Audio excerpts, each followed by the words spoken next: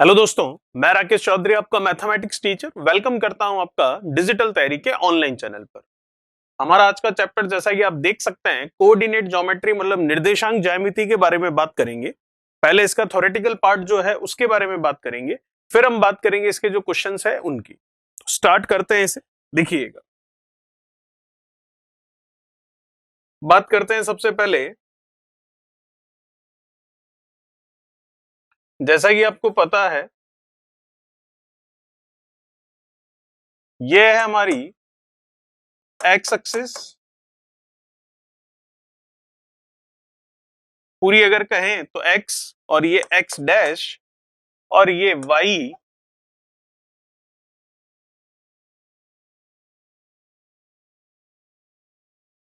और ये आपके वाई डैश। ठीक है,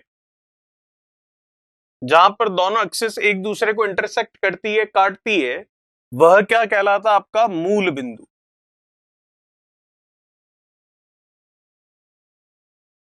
मतलब ओरिजिन पॉइंट, जिसके निर्देशांक कोऑर्डिनेट्स होते हैं 0,0।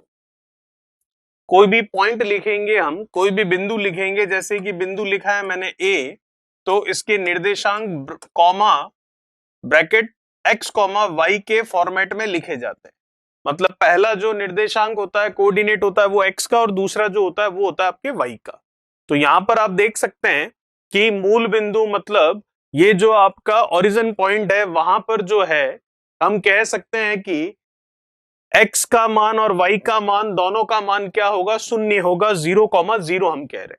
ठीक है, तो यहां से लेकर यहां तक जो x का मान है वो क्या चलेगा? प्लस धनात्मक चलेगा। यहां से लेकर यहां तक जो x का मान है वो क्या चलेगा? माइनस ऋणात्मक चलेगा। यहां से यहां तक y का मान जो है वो क्या चलेगा? प्लस धनात्मक चलेगा। यहां से यहां तक जो y का मान है वो क्या चलेगा? माइनस ऋणात्मक चलेगा। तो इसका मतलब इसे बोलते हैं हम क्या? इसे बोलते हैं फर्स्ट क्वाड्रेंट, प्रथम चतुर्थांश। इसे बोलते हैं सेकंड क्वाड्रेंट, द्वितीय चतुर्थांश। इसे बोलते हैं थर्ड क्वाड्रेंट, तृतीय चतुर्थांश। इसे बोलते हैं फोर्थ क्वाड्रेंट, चतुर्थ चतुर्थांश। तो पहला वाला जो होता है वहां पर x आप देख सकते हैं प्लस है, y भी आप देख सकते हैं प्लस है, x और y दोनों धनात्मक होते हैं। द्वितीय चतुर्थांश में, दूसरे चतुर्थांश में अगर सेकंड क्वाड्रेंट की बात करूं तो x क्या होगा? माइनस का, और y क्या होगा? प्लस का। तीसरे में बात करूं तो x क्या होगा? माइनस का, y भी क्या होगा? माइनस का। और चौथे की बात करूं तो x क्या होगा? प्लस का, और y क्या होगा? माइनस का। ठीक है, तो फॉर एग्जाम्पल जैसे कि अगर आपको कहा जाए कि कोई बिंदु है P जिसके निर्देशांक है 3,7, कोऑर्डिनेट्स 3,7 है, तो 3 आप समझ सकते हैं x के लिए है, 7 आप समझ सकते हैं y के लिए है, और आपको पूछ लिया जाए कि ये कौन सा क्वाड्रेंट में, कौन से चतुर्थांश में होगा, तो आप इस बिंदु P को बता सकते हैं दोनों ही धनात्मक है, मतलब फर्स्ट वाले क्वाड्रेंट में जाएगा। ठीक है, तो ये सीधा आपके जाएगा फर्स्ट वाले क्वाड्रेंट पे। चलिए, तो फर्स्ट वाले क्वाड्रेंट के लिए बात कर लेते हैं हम। वैसे ही अगर कोई दूसरा बिंदु है Q जिसके निर्देशांक है -3, -8, फिर आपको पूछे कि ये कौन से चतुर्थांश में, कौन से क्वाड्रेंट में होगा, तो आप देख सकते हैं x और y दोनों ही नेगेटिव है। तो x और y अगर दोनों ही नेगेटिव है तो ये किस में होगा? तो ये आपके थर्ड क्वाड्रेंट, तृतीय चतुर्थांश में होगा। ठीक है, चलिए, तो जैसा कि आपको पता चला है कि कौन से चतुर्थांश में है, कौन से क्वाड्रेंट में, ये हम पता लगा सकते हैं x और y की वैल्यू से। अगर कोई यहां पर है तो इसका मतलब उसका x का मान और y का मान दोनों ही प्लस का है। वैसे ही आगे भी आपको बता दिया, और भी देखते हैं इसमें। देखिएगा, देखिए ये तो आपका ओरिजिन पॉइंट हो गया, मूल बिंदु हो गया, जिसको 0 से लिखा जाता है, मतलब 0,0, x और y दोनों ही 0 हो गए, और इसको लिखा जाता है, रिप्रेजेंट किया जाता है O से। ठीक है, चलिए अब बात करते हैं कि यहां पर अगर कोई बिंदु है जैसे कि px, y है, तो आपको पता चल रहा है कि px, y जो है कहां पर होगा। तो फॉर एग्जांपल जैसे कि कोई बिंदु है p x, y, तो आप देख रहे हैं दोनों ही प्लस में है, इसका मतलब वो फर्स्ट क्वाड्रेंट में है, तो वो बिंदु कहाँ है, यहाँ पर है। तो इसका मतलब ये वाली जो है ये डिस्टेंस क्या है इसकी, ये मतलब x का मान है, और ये वाली जो डिस्टेंस है यहां से यहां तक ये क्या है, इसका y का मान है। तो ये हो गया x, y, तो ये तो हो गया y और ये हो गया आपका x। और हमेशा ध्यान रखिएगा ये जो है हमेशा 90 डिग्री पर होंगे, जो डिस्टेंस होगी हमेशा 90 डिग्री पर ही, समकोण पर ही दिखेगी आपको। ठीक है, चलिए तो हमने बता दिया कि ये जो दूरी है x की है और ये जो दूरी है y की है, क्योंकि ये कितना है, जितना ये है, और ये क्या है, x के लिए है, और ये कितना है, जितना ये है, और ये किसके लिए है, y के लिए।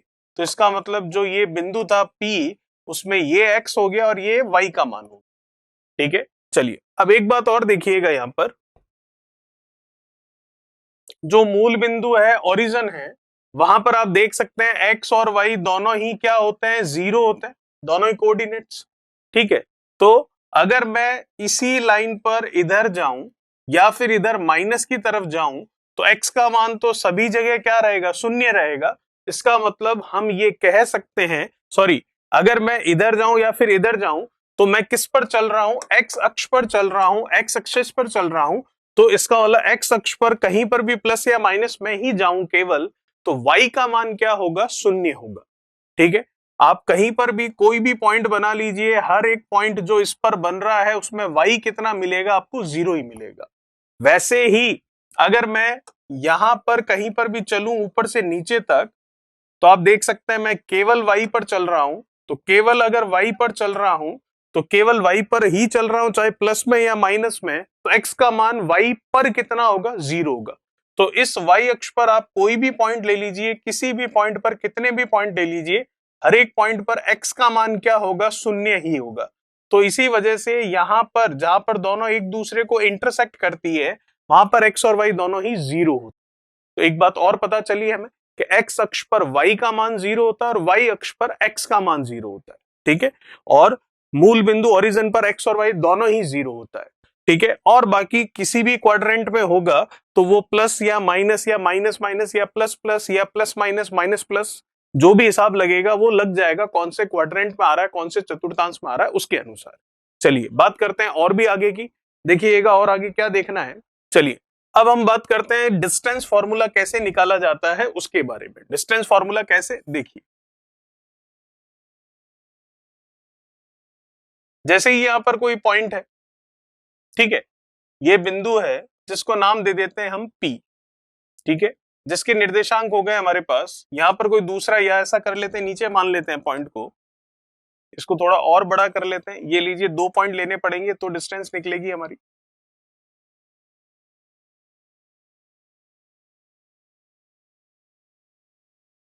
चलिए ये हो गया हमारा ओरिजिन 0,0। यहां पर कोई बिंदु माना मैंने P, जिसके निर्देशांक हो गए x1 और y1। यहां पर कोई दूसरा बिंदु माना मैंने Q, जिसके निर्देशांक हो गए x2 और y2। ठीक है, इन दोनों के बीच की आपको डिस्टेंस निकालनी है, इन दोनों के बीच की आपको दूरी ज्ञात करनी है। ठीक है, करते हैं दूरी ज्ञात, कैसे होगी देखिए, सीधा फॉर्मूला है वो बता देता हूं, आया कहां से उसके बारे में भी हम बात कर लेंगे। देखिए डायरेक्ट फॉर्मूला, जो डिस्टेंस को d से लिखते हैं हम, वो डायरेक्ट फॉर्मूला हो जाएगा आपका रूट में x2 माइनस x1 का square plus y2 minus y1 का स्क्वायर। ठीक है, चलिए तो कैसे हुआ ये भी जरा देख लेते हैं। इन दोनों के बीच की डिस्टेंस निकालनी है, तो अगर इसको मैं आगे बढ़ाऊं, यहां पर इसको इस तरह से आगे बढ़ाऊं, तो आप देख सकते हैं एक 90 डिग्री का आपके पास कोण बन रहा है, ये एक समकोण त्रिभुज राइट एंगल ट्राइंगल हो गया। तो अगर मैं यहां से यहां तक की डिस्टेंस निकालने बैठूं तो कितनी होगी, वो होगी आपके यहां से यहां तक की क्या होगी, ये आप देख रहे हो किस पर चल रहे हैं हम, एक्स एक्सिस पर। तो इसका मतलब ये दूरी कितनी है यहां तक की x2, और ये कितनी है x1, तो ये x2 है, ये x1 है, तो ये हो गया x2 माइनस x1। वैसे ही ये हम कहां पर हैं, यहां पर, तो ये जो है किस किस अक्ष के लिए है, y के लिए, तो ये y है और ये y डैश है। तो इसका मतलब ये जो डिस्टेंस हम देख रहे हैं, तो ये वाली जो डिस्टेंस है इसकी वैल्यू क्या होगी, y1। और इसकी वैल्यू क्या होगी y2, तो ये बीच वाली जो यहां से यहां तक की डिस्टेंस है ये क्या हो गई y2 minus y1।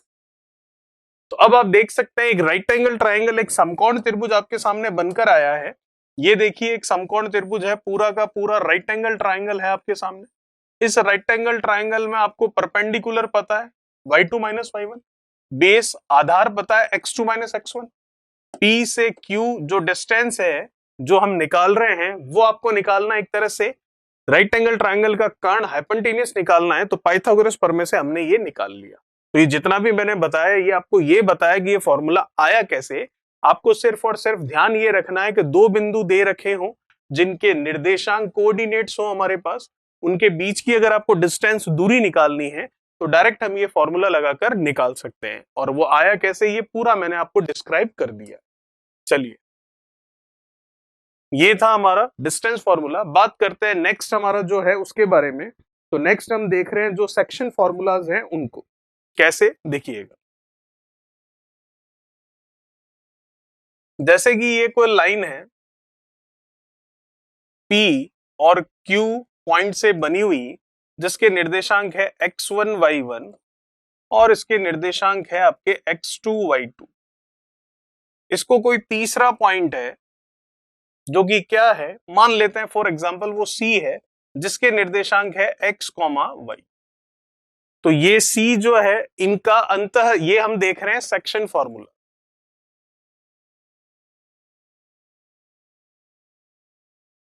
Section formula में सबसे पहले हम देख रहे हैं इंटरनली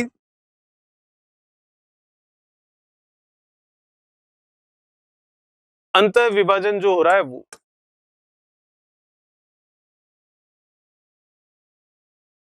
ठीक है, ये है आपका विभाजन का सूत्र।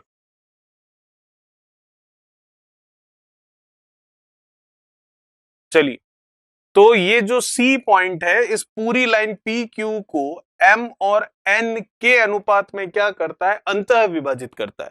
बीच में नहीं है, बिल्कुल सेंटर में नहीं है, PQ के इधर उधर कहीं पर भी हो सकता है, M और N के अनुपात। तो ये जो C बिंदु है जिसके निर्देशांक x, y है, तो यहां पर x और y की वैल्यू हम निकाल सकते हैं आराम से। ठीक है, तो कैसे निकलेगी x और y की वैल्यू, बिल्कुल आप सीधा फॉर्मूला याद रखिए, m plus n m x2 plus n x1। y ये भी हम निकाल सकते हैं m plus n m y2 plus n y1। ठीक है, ये हमारा अंतः विभाजन का फॉर्मूला हुआ है। ऐसे ही अगर बाहर से विभाजन करें, बाहरी विभाजन की बात करें, तो वो भी हम फॉर्मूला निकाल सकते हैं। कैसे, देखिए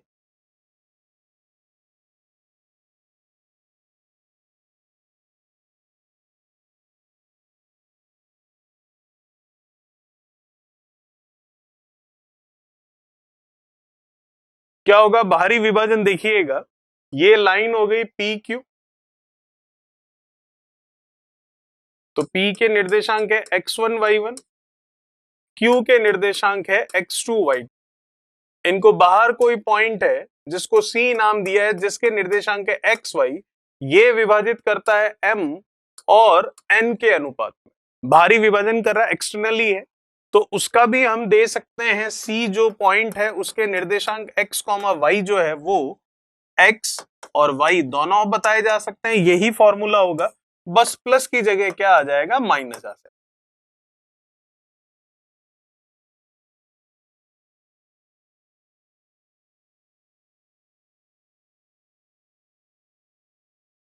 ठीक है, तो ये आ गया m y2 minus n y1 upon m minus n, बिल्कुल यही फॉर्मूला है, बस ये प्लस में है वो माइनस में। तो अब अंतः विभाजन हो गया, बाहरी विभाजन हो गया।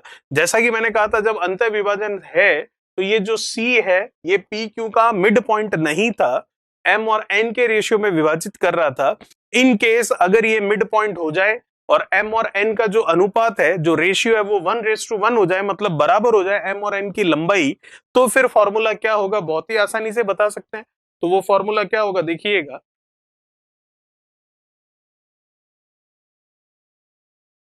ये P है x1 y1, ये Q है x2 y2, ये वो पॉइंट है C जिसके निर्देशांक है आपके x कॉमा वाई, और जो m और n का रेशियो है वो 1:1 हो चुका है, मतलब दोनों लंबाइयां बराबर हो चुकी है। इसका मतलब c जो है इस पी क्यू का मिड पॉइंट, मध्य बिंदु हो चुका है। तो फिर उस c का मान क्या होगा, एक्स वाई का, निर्देशांक का, कोऑर्डिनेट्स का, बिल्कुल हम बता सकते हैं। x का मान हो जाएगा x1 प्लस x2/2 और y का हो जाएगा y1 प्लस y2/2। कैसे? जब m और n दोनों की वैल्यू 1 हो गई तो जो फॉर्मूला था हमारा इंटरनली सेक्शन का, तो अंतः विभाजन का, तो इंटरनली सेक्शन का अंतः विभाजन का जो फॉर्मूला था उसमें m और n दोनों की वैल्यू 1 रख दी, तो डायरेक्ट ये फॉर्मूले हमारे पास आ गए। चलिए, तो ये हमने सेक्शन के लिए जो फॉर्मूलाज होते हैं कुछ उनके बारे में बात की है। अब बात करते हैं कुछ आगे की। तो देखिएगा, आगे हम बात करते हैं इसमें जो आपका ट्राइंगल है, उस ट्राइंगल के लिए जो उस ट्राइंगल का सेंट्रोइड होता है, केंद्रक होता है, उसके लिए जो आपके निर्देशांक होते हैं वो कैसे निकलते हैं। ये आपका त्रिभुज एक, ये बिंदु हो गया इसका, जैसे कि ए x1 y1, बिंदु बी x2 y2, बिंदु सी x3 y3।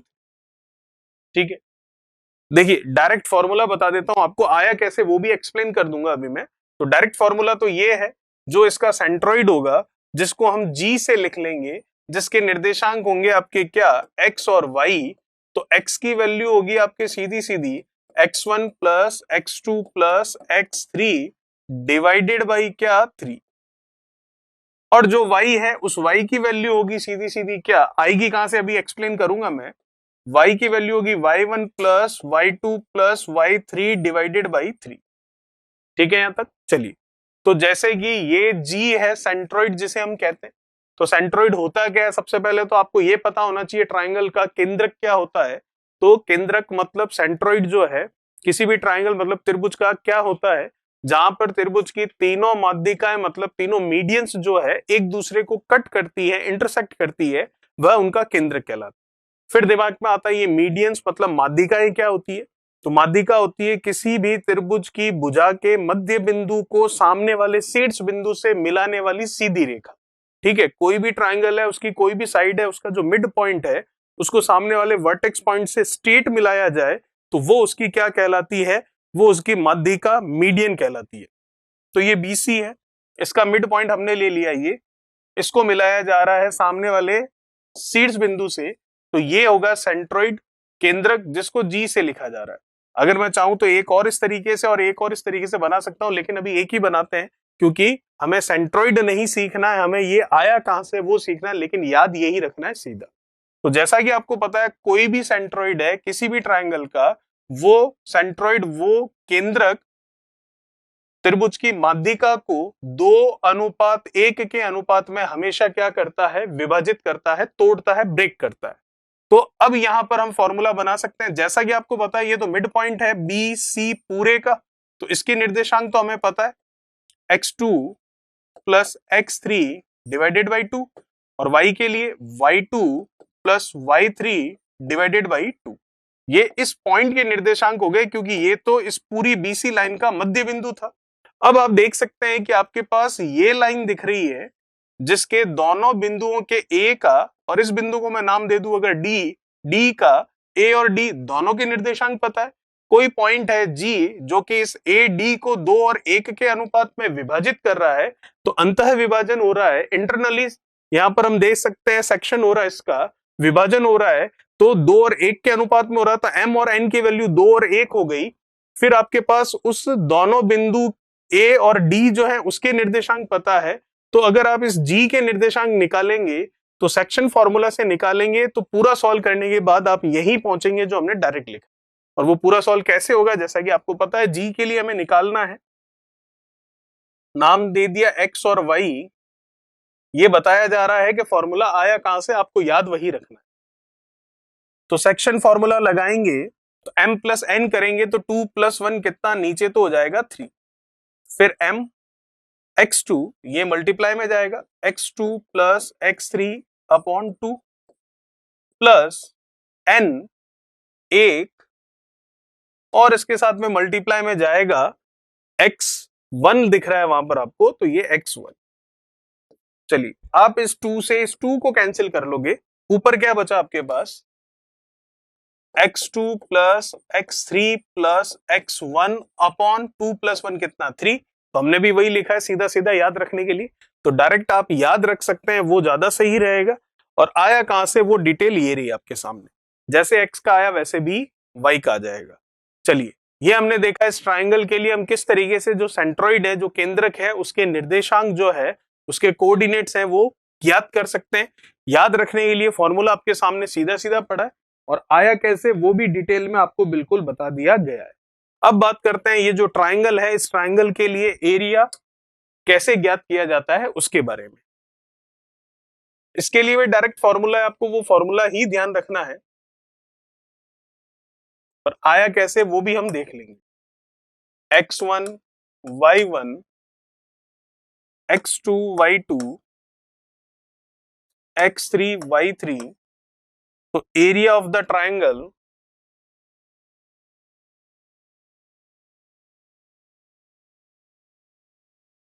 त्रिभुज ए बी सी का क्षेत्रफल कैसे आएगा, देखिए पहले तो सीधा याद रखने वाली बात है कि ये फॉर्मूला याद रखिएगा, 1/2 mode of x1 y2 minus y3 plus x2 y3 minus y1 plus x3 y1 minus y2। Mod का मतलब ये हुआ जो भी रिजल्ट आएगा प्लस में आएगा, माइनस में आ भी रहा हो तो भी प्लस में लेकर चलना। ये तो ये मॉड यहां पर खत्म हो गया, ठीक है। चलिए ये तो डायरेक्ट फॉर्मूला याद रखने वाली बात आ गई।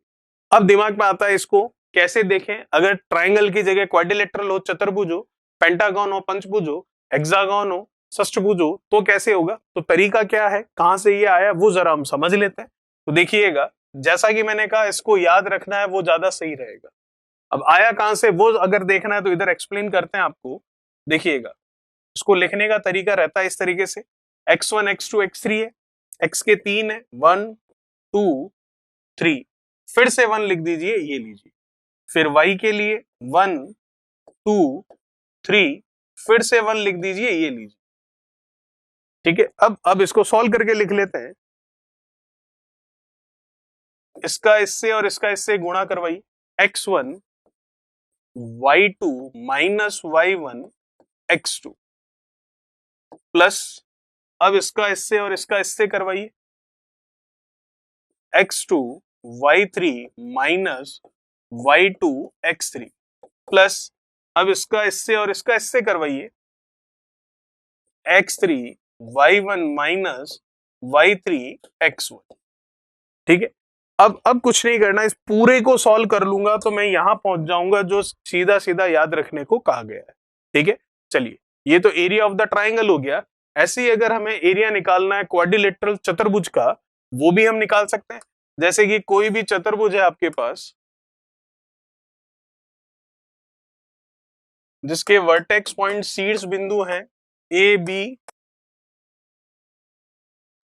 सी डी, कोई सा भी चतुर्भुज हो सकता है, rectangle, square, parallelogram, trapezium, rhombus, मतलब सम चतुर्भुज, आयत, वर्ग, समलंब चतुर्भुज, समानांतर चतुर्भुज, कोई भी हो, किसी भी तरह का क्वाड्रिलेटरल चतुर्भुज हो, चार भुजाओं वाली आकृति हो, तो हम फॉर्मूला निकाल सकते हैं सीधा सीधा। कैसे, जैसे त्रिभुज के लिए देखा था, 1/2 x1 x2 x3 x4, चारों पूरे हो गए। अब x का एक बार फिर से लिख लेते हैं, x1 मोड है, प्लस में ही आना है, y1 y2 y3 y4, फिर से y1 एक बार लिख लेते हैं। अब क्या करेंगे आप, 1/2 मोड ऑफ इसका गुणा इसका गुणा, मतलब x1 y2 minus y1 x2 plus, अब आगे ये मल्टीप्लाई x2 y3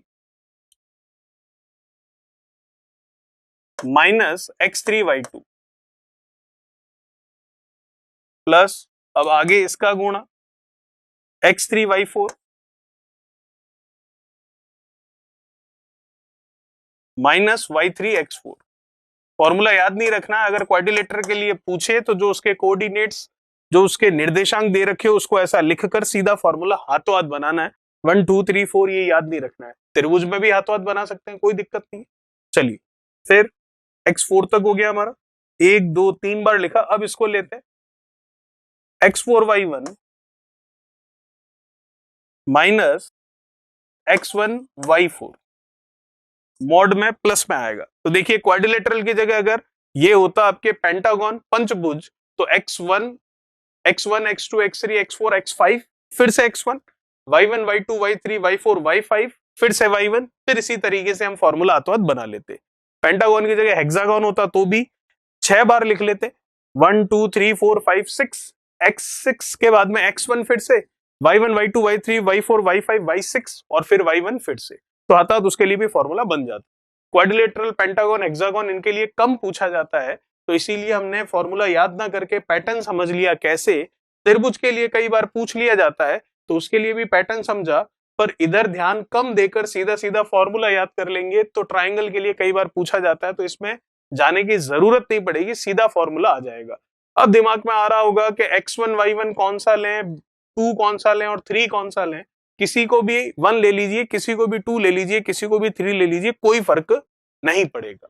चलिए तो ये हो गया हमारा जो क्वाड्रिलेटरल का, जो चतुर्भुज का हमें फॉर्मूला निकालना था वो। इसी तरीके से मैंने आपको कहा कि आप पेंटागन हेक्सागन के लिए भी निकाल सकते हैं। अब बात कर लेते हैं आगे की, जो आपकी स्लोप है, जो ढाल होती है उसके बारे में, वो कैसे निकलती है वो देखते हैं, जरा देखिएगा। सबसे पहले तो स्लोप होती क्या है वो जरा हम समझें। जैसे कि ये कोई लाइन हो गई आपके पास, स्लोप हमेशा लाइन की ही होगी, ध्यान रखिएगा, किसी पॉइंट की नहीं होगी।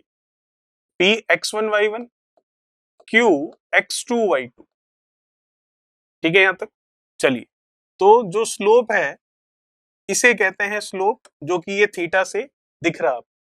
तो स्लोप को रिप्रेजेंट करेंगे, स्लोप मतलब जो ढाल है इसकी, जिसको m से भी लिखा जाता है, जिसको tan थीटा से भी लिखा जाता है, होती क्या है, वो होती है बराबर आपके क्या, y2 minus y1 upon x2 minus x1, ठीक है। y2 minus y1 upon x2 minus x1, ये होती है स्लोप, जो ढाल होती है, जिसको tan थीटा भी कहते हैं और जिसको m से भी रिप्रेजेंट किया जाता है। तो अब हम यहाँ पर देख सकते हैं कि अगर आपके पास स्लोप है और कोई पॉइंट है, तो इक्वेशन की, जो आपकी लाइन की इक्वेशन है, वो कैसे रिप्रेजेंट की जा सकती है, देखिएगा। यदि हमारे पास स्लोप है,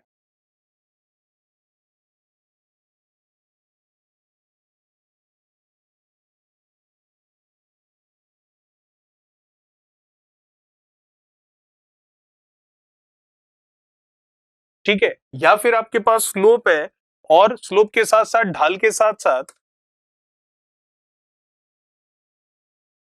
आपके पास पॉइंट है,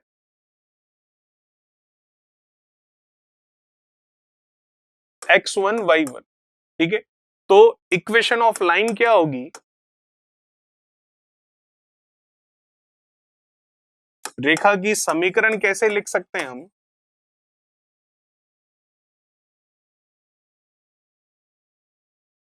तो रेखा की समीकरण होगी आपकी क्या, y minus y1 equals to m x minus x1,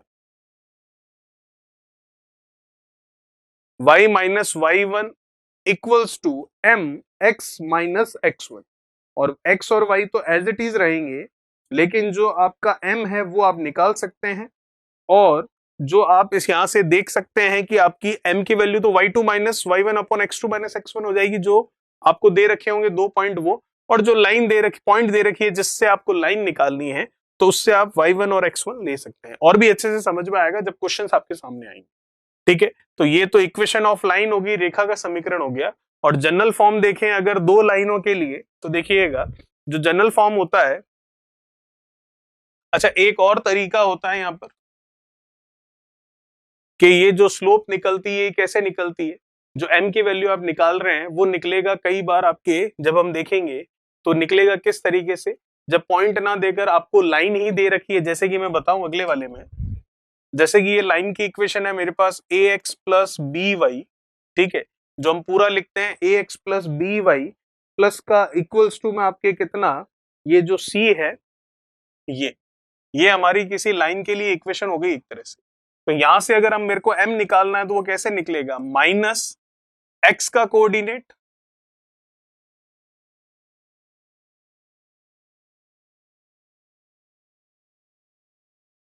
upon Y का कोऑर्डिनेट। यहां से आपकी एम ढाल निकल जाएगी जब आपकी लाइन की equation a x plus b y equals to c के फॉर्मेट में, जो कि जनरल फॉर्मेट होता है। अब देखिएगा यहां पर जनरल फॉर्म देखते हैं लाइन के लिए। दो लाइन है आपके पास, ठीक है, a x one plus b y one equals to c one और a x two plus b y two is equals to c two. ये हमारे पास दो लाइनें हो गई। A x plus b y बराबर सी जो है वो जनरल फॉर्मेट होता है आपका किसी भी लाइन के लिए। तो जनरल फॉर्मेट अगर होता है लाइन के लिए तो यहां पर हम देख सकते हैं दो लाइनों के लिए, अच्छा ये तो कंडीशन हो गई। अगर दो लाइनों को पूरा ढंग से रिप्रेजेंट करें तो ये लीजिए a one x plus b one y बराबर c one, a two x plus b two y बराबर सी टू। तो ये हमारी दो लाइनों की इक्वेशन हो चुकी है। उसमें हमने फॉर सेम किया था एक्स और वाई के कोऑर्डिनेट, वो अभी आपको आगे पता चलेगा ऐसा क्यों करते हैं। तो ये तो लाइन की जनरल फॉर्म हो गई। अब ये दो लाइन ने लिए हमने a one x plus b one y equals to c one और a two x plus b two y equals to c to.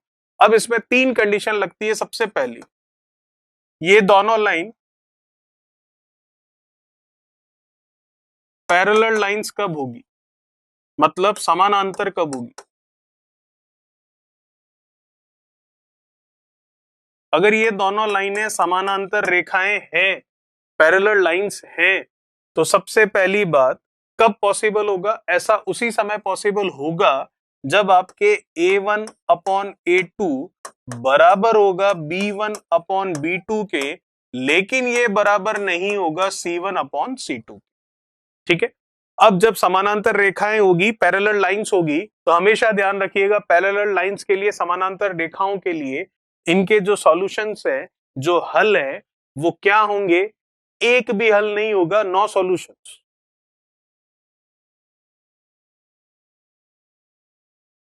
No solutions होने का मतलब, एक भी हल ना होने का मतलब, ये दोनों लाइनें एक दूसरे को एक बार भी इंटरसेक्ट नहीं करेगी, क्योंकि पैरेलल लाइन का मतलब ये पहली लाइन और ये दूसरी लाइन। तो ये आप देख पा रहे हैं कितनी बार एक दूसरे को इंटरसेक्ट कर रही है, एक बार भी नहीं कर रही है, इसलिए नो सॉल्यूशन मतलब कोई हल नहीं होगा। ठीक है, चलो दूसरी क्या स्थिति बनती है, परपेंडिकुलर लाइंस। पैरेलल लाइंस हो गई, फिर अगर हम परपेंडिकुलर के लिए नहीं बात करें, अगर हम यहां पर पहले कोइंसाइडिंग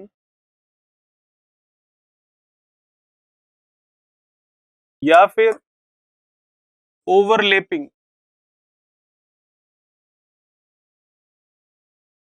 लाइंस, कोइंसाइडिंग या ओवरलैपिंग मतलब एक दूसरे के ऊपर, जैसे कि ये एक लाइन है, इसके ऊपर ही ये दूसरी लाइन है, तो ये कब पॉसिबल होगा, ये पॉसिबल होगा जब आपका a1 अपॉन a2 बराबर b1 अपॉन b2 बराबर c1 अपॉन c2 होगा। सभी बराबर होंगे तभी तो दोनों लाइनें आपस में बराबर हो जाएगी। तो इसके लिए अगर हम हल देखें तो कितने हल होंगे इसके लिए, इसके लिए इनफाइनाइट सॉल्यूशन। कितने हल होंगे, अनंत हल होंगे। और हल होने का मतलब क्या है, यहां पर कोई हल नहीं होगा। ठीक है, हल होने का मतलब, सॉल्यूशंस होने का मतलब, इनफाइनाइट सॉल्यूशंस मतलब दोनों एक दूसरे को कितनी बार इंटरसेक्ट करती है। तो आप देख सकते हो हजारों पॉइंट है, मतलब अनंत बिंदु है, इनफाइनाइट पॉइंट्स है जहां पर ये एक दूसरे को क्या कर रही है, इंटरसेक्ट कर रही है। ठीक है, ये हो गया आपका एक तो ओवरलैपिंग का, और ये हो गया आपका पैरेलल लाइंस का। और तीसरा अगर हम यहाँ पर बात करें तो तीसरा हम देख सकते हैं जिसमें हम बात करेंगे किसकी, जो कि ये आपके इंटरसेक्टिंग लाइंस के लिए। इंटरसेक्टिंग लाइंस के लिए देखिए,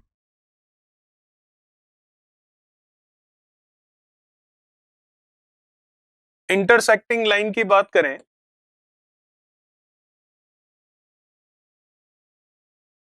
इंटरसेक्टिंग लाइन मतलब ये लाइन पहली, ये लाइन दूसरी, जो लाइनें एक बार ही एक दूसरे को कट करती है। तो ये कब होगा? जब A1 upon A2 is not equals to B1 upon B2। ठीक है, ये तभी संभव होगा। और आप देख सकते हैं इसके कितने हल होंगे? इसके हल होंगे यूनिक सॉल्यूशन। हल होने का मतलब आपको पता है कि दोनों लाइनें एक दूसरे को कितनी बार कट करेगी, तो ये सिर्फ और सिर्फ एक बार ही कट कर रही है, तो इसका मतलब इसका एक ही हल होगा। यूनिक सॉल्यूशन होने का मतलब एक ही हल। और जब कोइंसाइडिंग है, ओवरलैपिंग है, एक दूसरे पर आने वाली लाइनें हैं, तो वो आपस में इनफाइनाइट सॉल्यूशंस रखती है, अनंत बार हल करते हैं उसको। मतलब उस पर पॉइंट कितने हैं दोनों के लिए जो एक दूसरे को इंटरसेक्ट कर रहे हो, काट रहे हो, अनंत है, वो हमने देखा था। ठीक है, तो ये हमने तीन कंडीशन देख ली यहां पर। अब इन तीनों कंडीशन के बाद में हम आगे की बात करते हैं। तो आगे हम देखते हैं कि किस तरीके से लाइन की इक्वेशन से हम बता सकते हैं कि एक्स वाला जो है उसके लिए इंटरसेप्ट क्या है और वाई के लिए क्या है। देखिए, जैसे कि एक्स, अच्छा एक बात और ध्यान रखनी है हमें, देखिएगा अगर दो लाइनें एक दूसरे के पैरेलल है, मतलब समानांतर है, और पहली लाइन की अगर स्लोप है m1, दूसरी लाइन की स्लोप है m2, तो वो दोनों स्लोप आपस में एक दूसरे के क्या होगी? बराबर होगी। ऐसा क्यों होगा वो भी जरा समझ लेते हैं। देखिए, पैरेलल होने का मतलब, समानांतर होने का मतलब उनके बीच में एंगल कितना बन रहा है? बिल्कुल भी नहीं बन रहा है। तो हमें पता है कि जो स्लोप होती है tan थीटा से लिखी जाती है। ठीक है, tan थीटा से लिखी जाती है, और इस tan थीटा की वैल्यू भी हम दोनों स्लोप पे पता हो तो हम निकाल सकते हैं मोड ऑफ, जैसा कि आपको पता है m1 minus m2 upon 1 plus m1 m2 से। ये भी हमारा स्लोप निकालने का फॉर्मूला है। एक फॉर्मूला तो हमने देखा था, कौन सा? जो कि हमने देखा था tan थीटा बराबर mode of y2 minus y1 upon x2 minus x1, ये फॉर्मूला देखा था। लेकिन एक और फॉर्मूला होता है हमारे पास, जो कि होता है हम m की फॉर्म में लिखते हैं, और वो होता है आपका m1 minus m2 upon m1 plus m2। ठीक है, तो इससे भी निकलता है, और अगर स्लोप से निकालना है तो यहां से भी निकाल सकते हैं। अगर लाइंस पैरेलल हैं, समानांतर रेखाएं हैं, तो इसका मतलब दोनों के बीच में एंगल क्या होगा? जीरो ही होगा। तो यहां से मैं स्लोप में रिलेशन निकाल सकता हूं दोनों लाइनों के लिए। m1 है पहली लाइन का, m2 है दूसरी लाइन का स्लोप। तो यहां पर मैं कह सकता हूं कि tan जीरो होगा, एक तरह से tan जीरो होगा, तो ये m1 minus m2 upon 1 plus m1 m2। tan zero की वैल्यू जीरो ही होती है, तो जीरो रखा, m1 minus m2 upon 1 plus m1 m2। ये 1 प्लस m1 m2 इधर आएगा, तो जीरो से गुणा कर जीरो ही हो जाएगा। तो जीरो बराबर m1 माइनस m2, तो m1 बराबर हम कह सकते हैं m2। तो बात याद रखने वाली सिर्फ यही है कि जब लाइनें समानांतर होगी तो दोनों लाइनों की स्लोप, ढलान आपस में एक दूसरे के बराबर होगी। क्यों? उसका आप यहां पर एक्सप्लेनेशन देख सकते हैं। यही अगर लाइनें समानांतर ना होकर पैरेलल है, मतलब लंबवत है, पैरेलल सॉरी परपेंडिकुलर है,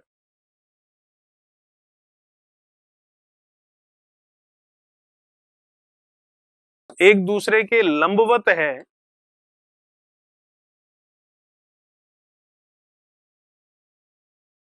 तो क्या होगा? जैसे कि ये लाइन और ये लाइन एक दूसरे के लंबवत हो गई, परपेंडिकुलर हो गई, तो क्या होगा? तो आप देख सकते हैं कि थीटा जो है वो कितना हो जाएगा? 90 डिग्री हो जाएगा।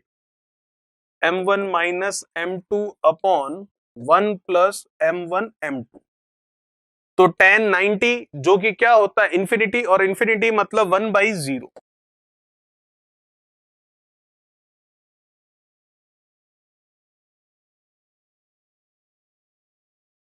अब आप देख सकते हैं जीरो का m1 माइनस m2 से गुणा कराएंगे, जीरो ही होगा। 1 प्लस m1 m2 का 1 से मल्टीप्लीकेशन, तो 1 प्लस m1 m2 ये आएगा, बराबर में कितना है? जीरो। तो यहां से मैं रिलेशन निकाल कर कह सकता हूं कि m1 m2 is equals to -1। तो आपको बात याद कौन सी रखनी है? सिर्फ दो बातें पता रखनी है। ये तो डेरिवेशन हो गया पूरा, ये इसका भी डेरिवेशन हो गया पूरा। आपको ध्यान ये रखना, अगर दो लाइनें समानांतर हैं मतलब पैरेलल हैं तो उनकी स्लोप आपस में बराबर होगी। वैसे ही अगर दो लाइनें परपेंडिकुलर है मतलब लंबवत हैं तो उनकी स्लोप का मल्टीप्लीकेशन किसके बराबर होगा, -1 के होगा। कैसे आया वो आपके सामने पूरा एक्सप्लेन कर दिया गया है। ठीक है, ये रिलेशन समझा हमने। अब बात करते हैं इस रिलेशन के बाद में आगे की। तो आगे हम यहाँ पर देख सकते हैं पैरेलल और परपेंडिकुलर के लिए देख लिया हमने। अब आगे आपको क्या रिलेशन दे रहा है, अब आपको डिस्टेंस निकालनी है दो पैरेलल लाइंस के बीच की, तो वो भी हम निकाल सकते हैं। कैसे निकलेगी देखिएगा। जैसे कि एक ये कोई लाइन है और एक ये दूसरी लाइन है। ठीक है, ये L1 है और ये L2 है। तो L1 परपेंडिकुलर, L2 मतलब पहली लाइन दूसरी लाइन के समानांतर। उनके बीच की डिस्टेंस निकालनी है तो डिस्टेंस का मतलब ये या ये नहीं, डिस्टेंस का मतलब हमेशा होगा परपेंडिकुलर डिस्टेंस लंबवत दूरी से, तो ये वाली दूरी आपको निकालनी है। ठीक है, तो ये जो डिस्टेंस है D से रिप्रेजेंट कर देते हैं इसको। ये कैसे निकलेगी, पहले तो इस लाइन की इक्वेशन क्या होगी, ax plus by equals to C1। इसकी क्या होगी, ax plus by equals to C2। अब आप देख सकते हैं ये ax1 y1 x2 y2 ऐसे कर लेते। ठीक है, तो आप देख सकते हैं a और a, b और b एक समान है, समान होंगे क्योंकि हमने कहा था जब दो लाइनें एक दूसरे के समानांतर होती है, पैरेलल होती है, तो a1 upon a2 is equals to b1 upon क्या होता है हमारे पास b2। ठीक है, तो यहां से अब हम अगर इनके लिए देखें तो जो डिस्टेंस होगी वो डिस्टेंस मॉड में अगर हम देखें तो क्या आएगी, root of sorry C mod of c2 minus c1 upon root of a square plus b square. और a दोनों जगह सेम है, b दोनों जगह सेम है, कोई भी वैल्यू ले सकते।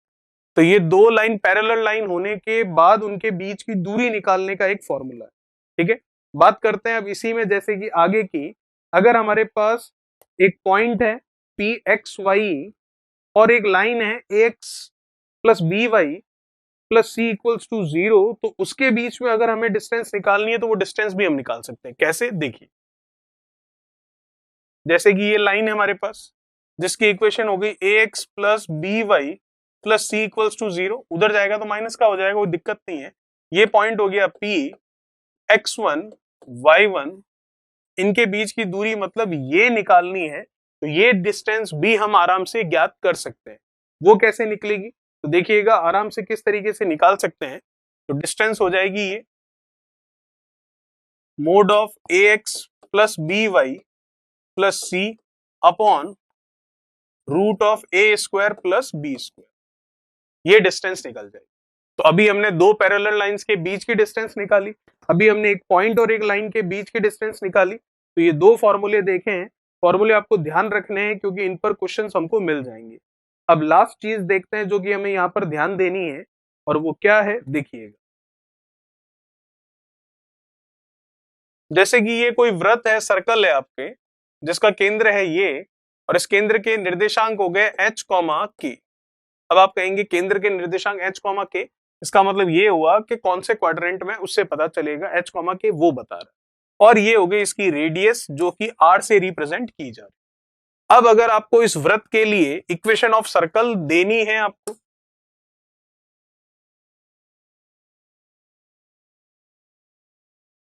मतलब वृत्त की समीकरण,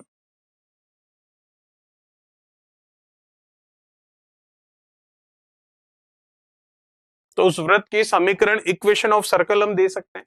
कैसे देखिएगा, x माइनस एच का whole square plus y minus k का whole square is equals to r square. ये हो गई आपके उस वृत्त की, उस सर्कल की इक्वेशन जिसके बारे में हम बात कर रहे हैं। तो आप देख सकते हैं इक्वेशन क्या है आपके पास, x माइनस एच का whole square plus y minus k का होल स्क्वायर, यहां से हम इक्वल्स टू आर स्क्वायर, ये हमारी इक्वेशन निकल कर आ चुकी है उस वृत्त के लिए, उस सर्कल के लिए जिसके लिए हम बात कर रहे हैं। ठीक है, तो ये हमारा थ्योरेटिकल पार्ट हो गया एक तरह से जितना भी अभी तक हमने देखा है। अब हम बात करेंगे जो इसके क्वेश्चंस हैं, उन क्वेश्चंस के प्रश्न के बारे में। तो स्टार्ट करते हैं इसके क्वेश्चंस। तो क्वेश्चन नंबर फर्स्ट देखते हैं। चलिए फर्स्ट क्वेश्चन के बारे में बात करते हैं। ये रहा फर्स्ट क्या कह रहा है पहला सवाल, देखते हैं।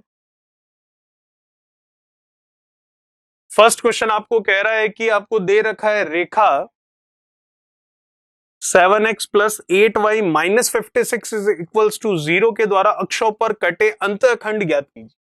कुल मिलाकर ये कहना चाह रहा है जैसे कि ये आपकी x डैश और ये y डैश अक्षेस है, इन पर पॉइंट बताने हैं आपको इसके लिए। ठीक है, तो पहले इसको हम लेकर आ जाते हैं जो इसका जनरल फॉर्मेट होता है उसमें। तो लेकर आते हैं इसको कैसे, जो कि आपको पता है x upon a plus y upon b is equals to 1 वाले फॉर्मेट में लेकर आए।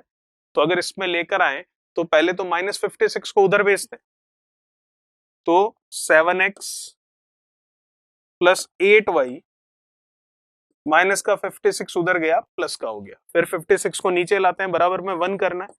7x upon 56 plus 8y upon 56 equals to 1। ये जा रहा है बिल्कुल, ये जा रहा है बिल्कुल। तो जैसा कि आप देख सकते हो x upon 8 plus y upon 7 is equals to 1। तो x की वैल्यू आप कह सकते हो 8, y की वैल्यू आप कह सकते हो 7। ठीक है, तभी तो आएगा। इन दोनों की वैल्यू अगर ये होगी तब तो हम x की वैल्यू, मतलब x की वैल्यू नहीं निकाल रहे हैं यहाँ पर, x और y के कोऑर्डिनेट्स निकाल रहे हैं। तो x का कोऑर्डिनेट आया 8 और y का कोऑर्डिनेट आया 7। तो 8,7, क्योंकि पहला x होता है दूसरा y होता है, तो 8,7 मतलब सेकंड ऑप्शन आपका बिल्कुल सही है। ये तरीका भी था, नहीं तो दूसरा तरीका ये था कि आप इसमें x की वैल्यू 0 रखते तो y की वैल्यू आ जाती, और y की वैल्यू 0 रखते तो x की वैल्यू आ जाती।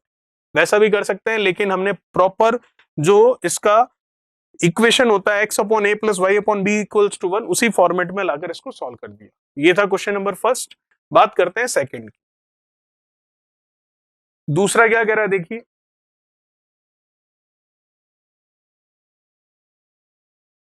क्वेश्चन नंबर सेकंड है हमारे पास, जो कि कह रहा है समीकरण 9x minus 12 y is equals to 108 के ग्राफ दो अक्षों के बीच बने अंतःखंड की लंबाई कितनी होगी। ठीक है, तो आपको लेंथ निकालनी है, अभी निकाल लेते हैं। ये x डैश, ये y डैश, और ये ओरिजिन है मूल बिंदु 0,0। तो सबसे पहले तो निकालते हैं वो पॉइंट्स। तो 9x minus 12y equals to 108 है, तो 9x minus 12y equals to 108। 108 को इधर लेकर आते हैं, 9x upon 108 minus 12y upon 108 equals to 1। 12 से ये गया 9 बार, 9 से ये गया 12 बार। ठीक है यहां तक। तो अब मैं देख सकता हूं x बटा 12 माइनस वाई बटा 9 इक्वल्स टू कितना है 1।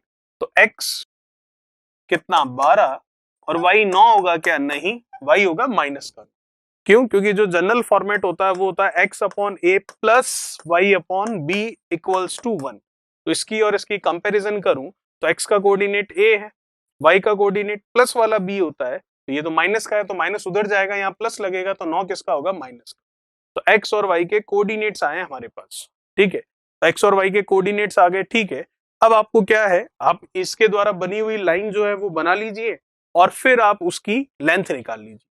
तो x है 12, उस समय y 0 है, तो इसका मतलब यहां पर बना लेते हैं, ये तो 12 और y 0।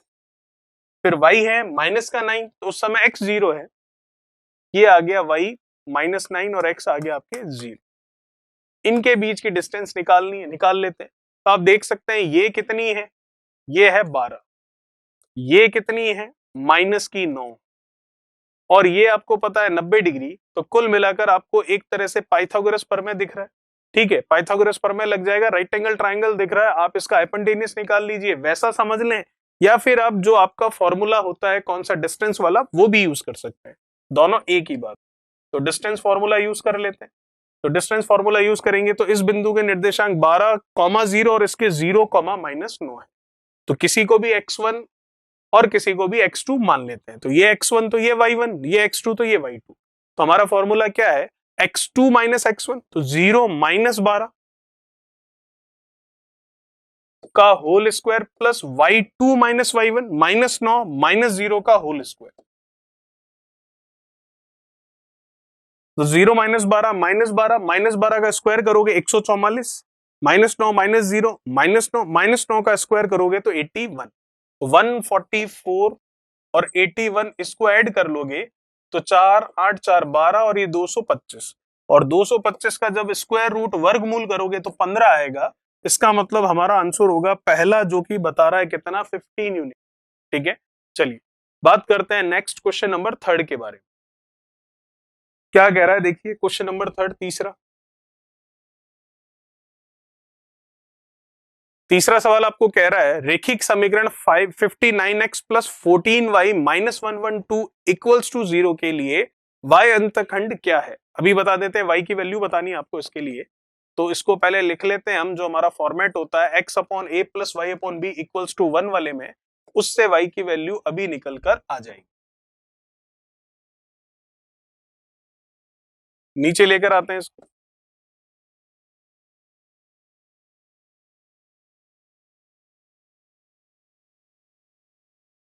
अब x को अकेला, क्या 59 और ये कैंसिल हो रहा है, नहीं, तो x को तो अकेला करना ही पड़ेगा, तो x की वैल्यू आ गई ये। चलिए y ये कैंसिल हो रहा है, बिल्कुल कैंसिल हो रहा है, कर सकते हैं हम इसको। कितनी बार जा रहा है, ये चला जाएगा आपके 8 और ये 8 चौक 32, तो 80 और 32 अगर हम देखें बिल्कुल सही है, 8 बार चला जाएगा। ठीक है यहां तक। तो y के लिए आपको पूछा है y अंतःखंड क्या होगा, तो y के लिए वैल्यू कितनी है, 8, तो 8 होगा, मतलब पहला ऑप्शन आपका बिल्कुल सही हो। चलिए ये था क्वेश्चन नंबर 3। बात करते हैं नेक्स्ट क्वेश्चन नंबर 4 के बारे में। क्या कह रहा है क्वेश्चन नंबर 4, देखिए k का पता लगाएं यदि रेखा 4x minus y equals to 1, रेखा 5x minus k y equals to 2 पर एक अभिलंब। कुल मिलाकर ये जो लाइन है, ये इस लाइन पर क्या है, परपेंडिकुलर है, लंबवत है। तो हमें पता है कि जब दो लाइनें एक दूसरे के परपेंडिकुलर है तो दोनों की स्लोप का मल्टीप्लीकेशन -1 होता है। तो इसकी स्लोप निकाल सकते हैं, बिल्कुल निकाल सकते हैं, जिसको m1 नाम दे देते हैं। क्या होगी, माइनस ऑफ x कोऑर्डिनेट, तो माइनस ऑफ x का कितना है 4, तो ये लीजिए माइनस ऑफ x कोऑर्डिनेट मतलब 4 अपॉन y, y का कोऑर्डिनेट कितना है, कुछ भी नहीं है, तो -1 आएगा, तो ये -1 इक्वल्स टू क्या, इक्वल्स टू आपके 4। वैसे इसके लिए भी हम m2 निकाल सकते हैं, बिल्कुल निकाल सकते हैं। कैसे, माइनस ऑफ x कोऑर्डिनेट जो कि कितना है 5 अपॉन y का कोऑर्डिनेट जो कि कितना है माइनस का k, तो माइनस से माइनस तो ये यहां पर भी चला गया, कितना आया 5 अपॉन k, तो m1 और m2 दोनों की वैल्यू आ गई। अब हमें पता है जब दो लाइंस आपस में परपेंडिकुलर हो, लंबवत हो, तो दोनों के स्लोप का मल्टीप्लीकेशन जो है वो -1 के बराबर होता है। तो m1 कितना देख पा रहा हूं मैं 4, m2 में कितना देख पा रहा हूं 5/k, बराबर में कितना -1।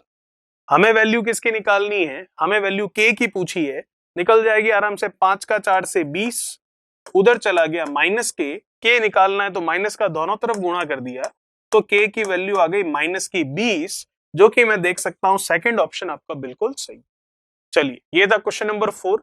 बात करते हैं नेक्स्ट क्वेश्चन नंबर 4 के बाद 5। क्या कह रहा है 5 नंबर, देखिए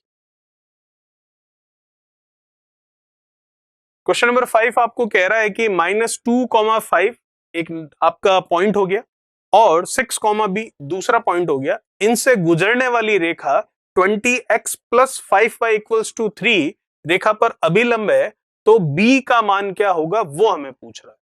चलिए b का मान पूछ रहा है तो हम बता सकते हैं, एक लाइन तो हमारे पास ये हो गई, इसकी स्लोप तो हम निकाल सकते हैं, जिसको m1 नाम दे दूं, minus of x upon y, तो ये -4 तो हमारे पास आ गया स्लोप की वैल्यू।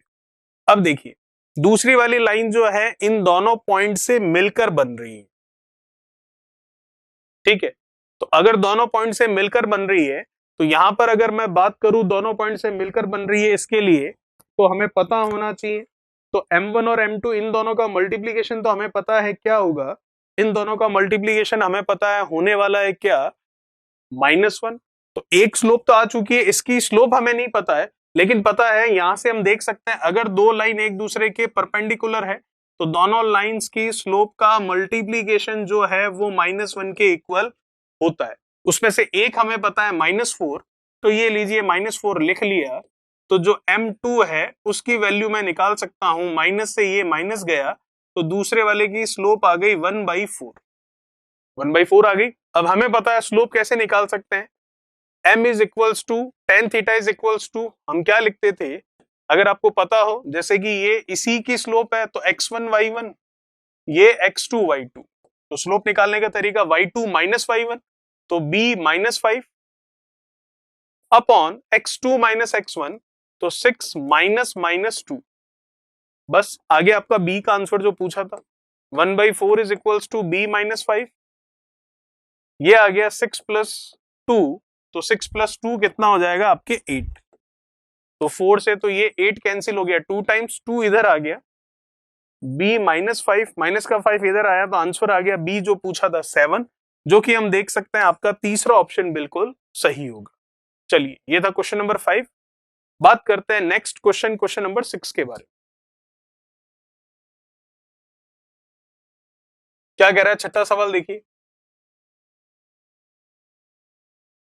क्वेश्चन नंबर छठा आपको कह रहा है कि बिंदु A 0,4 और B -5,9 को जोड़ने वाले रेखाखंड पर बिंदु P से होकर गुजरने वाले अभिलंब का समीकरण क्या होगा यदि बिंदु P रेखाखंड AB को 2:3 के अनुपात में विभाजित करता है। ये है A जिसके हैं 0,4, ये है B जिसके हैं -5,9, ये है यहां से बिंदु कोई P जो कि इसको किस अनुपात में तोड़ रहा है, 2 और 3 के अनुपात में। ठीक है, तो इस बिंदु P के बिंदु P के पॉइंट्स हम मान लेते हैं x, y। ठीक है, अब हमें बताना है कि अनुपात में विभाजित करती है तो बिंदु P रेखाखंड अभिलंब का समीकरण ज्ञात कीजिए जो बिंदु P से होकर गुजरने वाला हो। तो इस अभिलंब मतलब ये 90 डिग्री पर है, इक्वेशन हमें निकालनी है तो अभी निकाल लेते हैं। सबसे पहले तो इस P के निर्देशांक निकालते हैं, x और y की वैल्यू क्या होगी। तो देखिएगा x और y की वैल्यू क्या होगी, फॉर्मूला आपको पता है m और n, ये हो गया। ठीक है, ये x1 ये x2 ये y1, सॉरी ये x1 y1 ये x2 y2 हो गया और ये m और ये n हो गया। तो लगाते हैं फॉर्मूला, तो लगाते हैं हम फॉर्मूला, तो m + n 2 + 3 तो नीचे आ गया 5, ये भी 2 + 3 नीचे आ गया 5, फिर 2 का इससे मल्टीप्लीकेशन -10, ठीक है x2 से ही करते हैं, प्लस इसका हम इससे मल्टीप्लीकेशन करें 3 और 0 का तो 0, तो ये आया -2। चलिए फिर यहां कर लेते हैं, m इंटू क्या था y2, तो 2 का 9 से गुणा 18 प्लस 3 का 4 से कितना 12, 10 20 और ये कितना 30, 30/5 मतलब कितना 6, तो ये पॉइंट आ गए आपके पास -2, कितना 6, तो -2,6 ये पॉइंट आ चुके हैं हमारे पास। अब हमने ये पॉइंट निकाल लिए -2,6, तो अब हम यहाँ पर अगर स्लोप देखें जो आपके 0,4 और यहां से m1 तो वो निकल जाएगा, फिर m2 आ जाएगा। चलिए देख लेते हैं किस तरीके से होगा। देखिए ये जो लाइन है आपके पास 0,4 और -5,9, इसके लिए मैं स्लोप निकाल सकता हूं, तो इसके लिए स्लोप निकालूंगा तो दूसरे वाली जो लाइन है उसकी स्लोप भी आ जाएगी, फिर उसकी स्लोप आएगी और ये पॉइंट हमें मिल जाएंगे। ठीक है, तो इसकी स्लोप कैसे निकलेगी, ए से बी, तो लाइन ए बी स्लोप जिसको m1 से लिख रहे हैं क्या होगी, आपको पता है y2 माइनस y1, 9 माइनस कितना 4 upon x2 minus x1 -5 minus कितना 0, y2 minus y1 upon x2 minus x1 ही करेंगे तो ये आ जाएगा आपके पास 9 - 4 कितना 5 अपॉन -5 -1 आ रहा है। ठीक है, ये -1 इस ए बी लाइन की स्लोप आई, एक लाइन ये भी है जिसकी इक्वेशन हमें निकालनी है, दोनों एक दूसरे के परपेंडिकुलर दिख रही है, इसकी स्लोप है m1 तो इसकी स्लोप m2 होगी। अब दोनों एक दूसरे के परपेंडिकुलर है, लंबवत है, तो दोनों की स्लोप का मल्टीप्लीकेशन -1 होगा, तो एक की स्लोप -1 आई है तो इसका मतलब m1 m2 is equals to -1, तो ये तो -1 आए ही है। m2 कितना होगा, तो m2 मैं देख सकता हूं दूसरे वाले की स्लोप आ गई +1। अब दूसरे वाली जो लाइन है उसकी स्लोप है हमारे पास m2 की वैल्यू कितनी, +1, और ये पॉइंट है x और y, तो पॉइंट है और हमारे पास स्लोप है, तो हम इक्वेशन निकाल सकते हैं। और वो इक्वेशन क्या होती है आपने देखी है, वो इक्वेशन होती है आपके पास y minus y1 m x minus x1। तो y माइनस y1 कितना है 6 इक्वल्स टू m, इसके लिए कितना आया है 1, x माइनस x1 कितना है -2, तो माइनस माइनस +2, बस आ गया आपका। अब जो फॉर्मेट में है उस फॉर्मेट में देख लेते हैं हम, x y उधर जाएगा तो माइनस का हो जाएगा, तो x माइनस वाई, और ये इधर -8, तो x minus y equals to -8 हम कह सकते। तो -8 is equals to x minus y बोलो या x minus y equals to -8 बोलो, एक ही बात है, जो कि ऑप्शन जरूर है हमारे पास, और वो ऑप्शन है आपका सेकंड ऑप्शन, बिल्कुल सही होगा। तो ये था क्वेश्चन नंबर 6। बात करते हैं नेक्स्ट जो हमारा क्वेश्चन है, क्वेश्चन नंबर 7 के बारे में। क्या कह रहा है सातवां, देखिए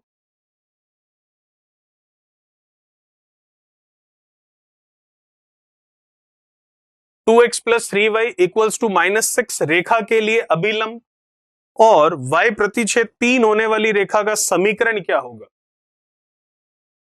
तो एक तो लाइन है ये, और एक लाइन है जो y इक्वल्स टू 3 पर प्रतिच्छेद होती है वो। तो पहले तो इस लाइन के लिए अगर मैं देखूं तो इसकी स्लोप क्या होगी, minus of x coordinate upon y, तो ये आ रही है -2/3। चलिए, अब हमें पता है ये लाइन और वो वाली लाइन दोनों एक दूसरे के परपेंडिकुलर है, इसका मतलब दोनों का जो स्लोप का मल्टीप्लीकेशन है वो -1 होगा, तो ये -2/3 है। ये m2 अगर मैं यहीं से देखना चाहूं तो m2 मेरे पास है 3/2, उस वाली लाइन के लिए स्लोप आ गया 3/2। ठीक है, यहां तक। वो वाली लाइन कौन सी है, जो y प्रतिच्छेद 3 पर होती है, तो इसका मतलब y प्रतिच्छेद 3 पर होना, तो x का मान कितना होना 0, और y का मान कितना होना 3। अब आपके पास x और y की वैल्यू पता है और स्लोप है, तो आप इक्वेशन निकाल सकते हो, जो कि होती है y माइनस y1 मतलब 3 इक्वल्स टू m मतलब 3/2, x माइनस x1 मतलब 0, तो ये 2 इधर आ जाएगा, तो 2y माइनस 6 और वो 3x, तो बस अब हम फॉर्मेट जमा लेते हैं, 3x माइनस 2y और ये -6 रह जाएगा, तो ये आ गया 3x माइनस 2y और ये माइनस का 6, तो 3x minus 2y equals to -6, ये ऑप्शन में है हमारे पास, बिल्कुल है। कौन सा ऑप्शन दिख रहा है आपको, सेकंड ऑप्शन बिल्कुल सही। चलिए बात करते हैं नेक्स्ट क्वेश्चन नंबर 8 के बारे में।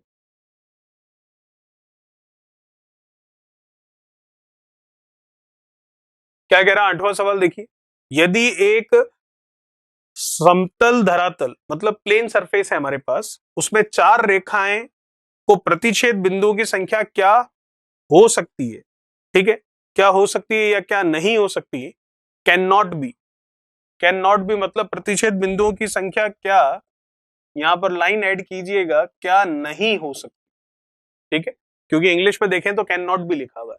चलिए, तो अगर 4 आपकी कोई भी लाइनें हैं, क्या उनके लिए इंटरसेक्टिंग पॉइंट एक भी नहीं हो, ऐसा हो सकता है क्या, बिल्कुल पहला ऑप्शन। ये लीजिए 4 लाइनें, चारों मैंने पैरेलल कर दी, तो इसका मतलब ये तो कह रहा है क्या नहीं हो सकता, तो क्या नहीं हो सकता, 0 बिल्कुल आपका सही है, ठीक है। तो 0 अगर हम देखें तो 0 हो सकता है कि एक भी उनके बीच में इंटरसेक्टिंग पॉइंट नहीं, ठीक है। चलिए, फिर 5 के लिए अगर देखें तो 5 के लिए बात करते हैं, तो 5 के लिए अगर हम बनाएं, तो 5 के लिए अगर ये पहली लाइन, ये दूसरी लाइन, ये तीसरी लाइन और ये चौथी लाइन, तो इंटरसेक्टिंग पॉइंट 1 2 3 4 5 बन रहे हैं, तो 5 भी हो सकते हैं इंटरसेक्टिंग पॉइंट, 0 ये भी हो सकते हैं, ठीक है। फिर तीसरा ऑप्शन है 4, तो क्या ऐसा हो सकता है 4 लाइनें हो और उनके लिए इंटरसेक्टिंग पॉइंट 4 हो, बिल्कुल हो सकता है, ये इस तरह का डायग्राम बन रहा है 1 2 3 और 4, तो इसका मतलब ऑप्शन होगा 7 तो 7 जो है प्रतिच्छेदी बिंदु नहीं हो सकते उन रेखाओं के लिए। ठीक है, तो 7 प्रतिच्छेदी बिंदु नहीं हो सकते, 0 हो सकते हैं, 5 हो सकते हैं, 4 हो सकते हैं, लेकिन 7 नहीं हो सकते। चलिए बात करते हैं नेक्स्ट क्वेश्चन जो 9 है उसकी। क्या कह रहा है क्वेश्चन नंबर 9? देखिए 9 आपको कह रहा है यदि समीकरण x बराबर k है, k मतलब कोई भी कांस्टेंट हो सकता है, ठीक है, जहां k एक नियतांक है, बिल्कुल बता भी रखा है, तो समीकरण का ग्राफ क्या होगा? तो ऑप्शन देखने से पहले ग्राफ ही बना लेते हैं। ये y डैश मतलब ये माइनस में, ये x डैश मतलब ये माइनस में। x की वैल्यू आपको k के बराबर दे रखी है, k कोई कांस्टेंट है, तो इसका अलग केवल x का मान दे रखा है, तो आप केवल कहां चलोगे? x पर चलोगे। फॉर एग्जाम्पल k की वैल्यू 4 हो गई तो आप यहां तक चलोगे, फिर इसका ग्राफ बनाओगे तो ये बनेगा। तो इसका मतलब ये हो गया x बराबर k का ग्राफ। k की वैल्यू 3 है, 4 है, 10 है, 15,000 है, हो सकता है माइनस भी हो तो उधर की जगह इधर बन जाएगा, बनेगा इसी तरह से। तो ये जो ग्राफ बना है ये इस y एक्सिस के क्या है? पैरेलल है, बस वही हमें देखना है। A line parallel to x axis गलत, a line cutting both the axis गलत, a line making positive acute angle with x axis गलत, a line parallel to y axis बिल्कुल सही कह रहे। आप देख सकते हैं कि y अक्ष के समानांतर होगी, जो कि अब इधर है तो प्लस में होगी और इधर है तो माइनस में हो जाएगी, कोई दिक्कत नहीं। तो बिल्कुल हमारा चौथा ऑप्शन सही होगा। चलिए बात करते हैं नेक्स्ट क्वेश्चन जो आपको दिख रहा है, क्वेश्चन नंबर 10 की। क्या है क्वेश्चन? देखिए दी गई आरेख की ढाल क्या होगी? ढाल का मतलब स्लोप पूछ रहा। ये तो आपका एक्स डैश है, ये आपका वाई डैश है, ये आपकी लाइन जो है उसकी समीकरण है और उसका ग्राफ बना दिया। ढाल क्या होगी? ढाल ये रहा, ये जो एंगल होगा वही ढाल है हमारी, थीटा जिसे मैं कह रहा हूं। तो मैं साफ साफ देख पा रहा हूं कि जो थीटा है उस थीटा की वैल्यू ज्यादा है किससे? थीटा की वैल्यू ज्यादा है 90 डिग्री से और कम है किससे? 180 डिग्री से। ठीक है, तो थीटा 90 से ज्यादा है, 180 से कम है, इसका मतलब ट्रिग्नोमेट्री का कॉन्सेप्ट देखें तो 90 से ज्यादा और 180 से कम, ये 0 डिग्री, ये 90 डिग्री, ये 180 डिग्री, ये 270 डिग्री और ये 360 डिग्री। तो 90 से ज्यादा 180 से कम मतलब यहां पर आ रहा है, मतलब सेकंड क्वाड्रेंट में आ रहा है। तो ट्रिग्नोमेट्री त्रिकोणमिति में हमने पढ़ा था सेकंड क्वाड्रेंट में आपके पॉजिटिव होने वाले साइन और कौन होते हैं? कोसेक, बाकी सभी नेगेटिव होते हैं। तो इसका मतलब यहाँ पर टेन, क्योंकि स्लोप जो होती है टेन थीटा से ही आती है, तो टेन यहाँ पर क्या होगा? नेगेटिव होगा। तो इसका मतलब इसकी स्लोप जो है, ढाल जो है वो भी क्या होगी? नेगेटिव होगी, ऋणात्मक होगी। चलिए बात करते हैं नेक्स्ट क्वेश्चन नंबर 11 के बारे में।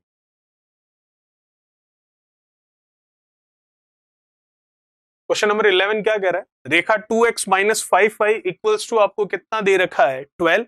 इसकी ढलान क्या होगी? ढाल क्या होगी?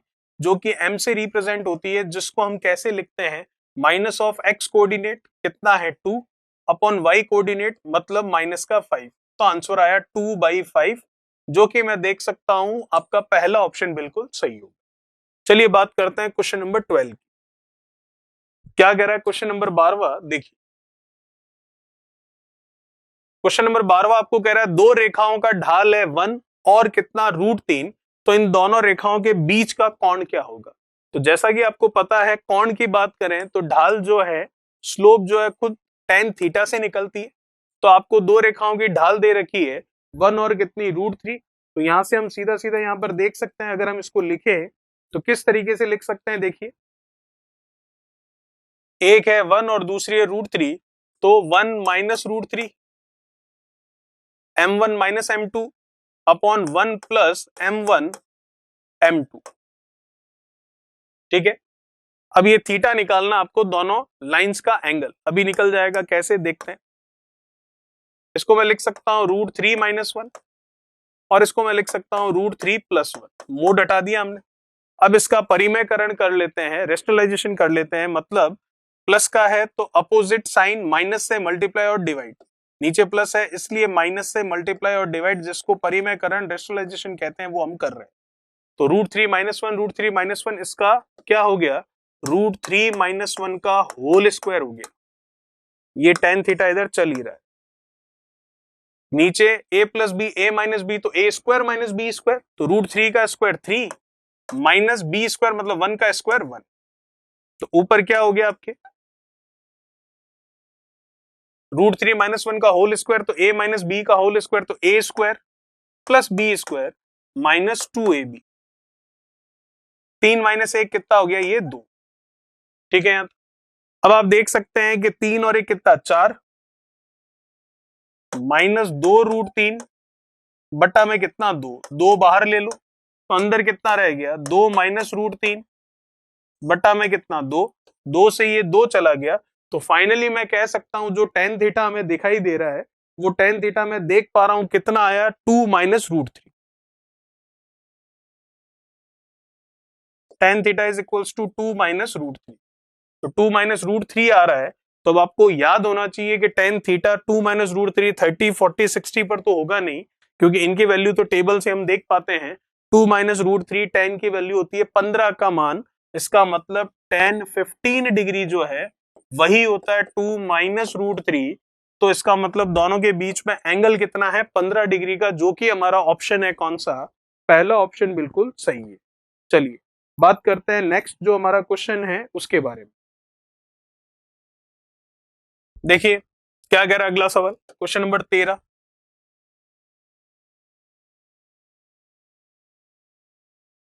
-5,1 और -2,0 बिंदुओं के मध्य से गुजरने वाली रेखा के लंबवत रेखा की ढलान क्या होगी? What is the slope of the line perpendicular to the line passing through the points. ठीक है, मध्य नहीं है, माध्यम से मतलब यहां से गुजरने वाली। ठीक है, तो सबसे पहले अगर हम देखें दो पॉइंट दे रखे हैं तो इन बिंदुओं से बनने वाली जो रेखा है उसकी ढाल अगर हम देखें तो वो क्या होगी, देखिएगा, क्योंकि एक लाइन तो यही होगी, दूसरी लाइन जो इन दोनों बिंदुओं से बनने वाली जो लाइन है, तो इन दोनों बिंदुओं से बनने वाली लाइन फॉर एग्जांपल ये हो गई, दूसरी लाइन इस लाइन के परपेंडिकुलर है, लंबवत है। तो ये जो बिंदु है -5,1 और -2,0, तो इनसे बनने वाली लाइन फॉर एग्जांपल ये बना दी, और ये इससे पास होने वाली लाइन परपेंडिकुलर है। ठीक है, तो आपको इसकी ढाल पूछ रहा है, स्लोप ही पूछ रहा है बिल्कुल। तो इस जो लाइन ये बन रही है पॉइंट से, इसकी ढाल m1 मान ली और इसकी ढाल m2 मान ली, तो m2 का मान आपको बताना। अब हमें पता है जब दो लाइनें एक दूसरे के परपेंडिकुलर होती है तो दोनों की स्लोप का मल्टीप्लीकेशन -1 होता है। तो इसका मतलब m1 m2 इनका गुणा -1 के बराबर होगा। ठीक है, तो इसका मतलब ये पूरी लाइन निकालने का मतलब नहीं आपको, तो m1 पता चल जाए तो m2 पता चल जाएगा। m1 यहां से पता चल रहा है, कैसे, फॉर्मूला पता आपको, x2, फॉर्मूला क्या है, y2 minus y1 0 minus 1 upon x2 minus x1। ये -1 माइनस माइनस प्लस 5 माइनस 2 कितना हो गया 3। तो m1 की वैल्यू आ गई कितनी आपके पास -1/3। अब m2 ही तो निकालना है, निकल गया, m1 रखो -1/3, माइनस से माइनस गया, m2 कितना आ गया 3, वही पूछा था, तो 3 आ चुका है, मतलब सेकंड ऑप्शन आपका बिल्कुल सही। ठीक है, चलिए क्वेश्चन नंबर 13 था, बात करते हैं नेक्स्ट क्वेश्चन नंबर 14 के बारे में। क्या कह रहा है क्वेश्चन नंबर 14, देखिए।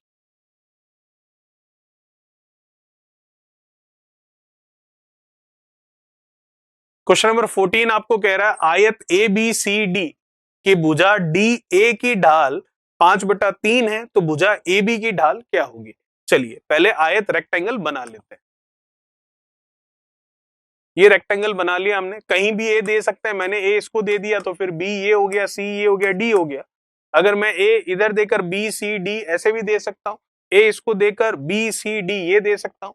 ऐसा तो नहीं ए इसको दूंगा और बी इसको दूंगा, कंटिन्यू चलेगा, या तो क्लॉक या एंटी क्लॉकवाइज। अब हमें पता है कि रेक्टेंगल है तो ये सारे इंटरनल एंगल प्रत्येक अंतः कोण क्या है 90 डिग्री है। ठीक है, अब आपको कह रहा है कि भुजा डी ए की ढाल 5/3 है, तो ए बी की क्या होगी डी ए, ये रही डी ए, इसकी ढाल जो है, इसकी स्लोप मान लिया हमने, इसकी स्लोप क्या है m1 है। फिर ये ए बी की स्लोप पूछ रहा है, ये रहा ए बी, इसकी स्लोप मान ली हमने m2 है।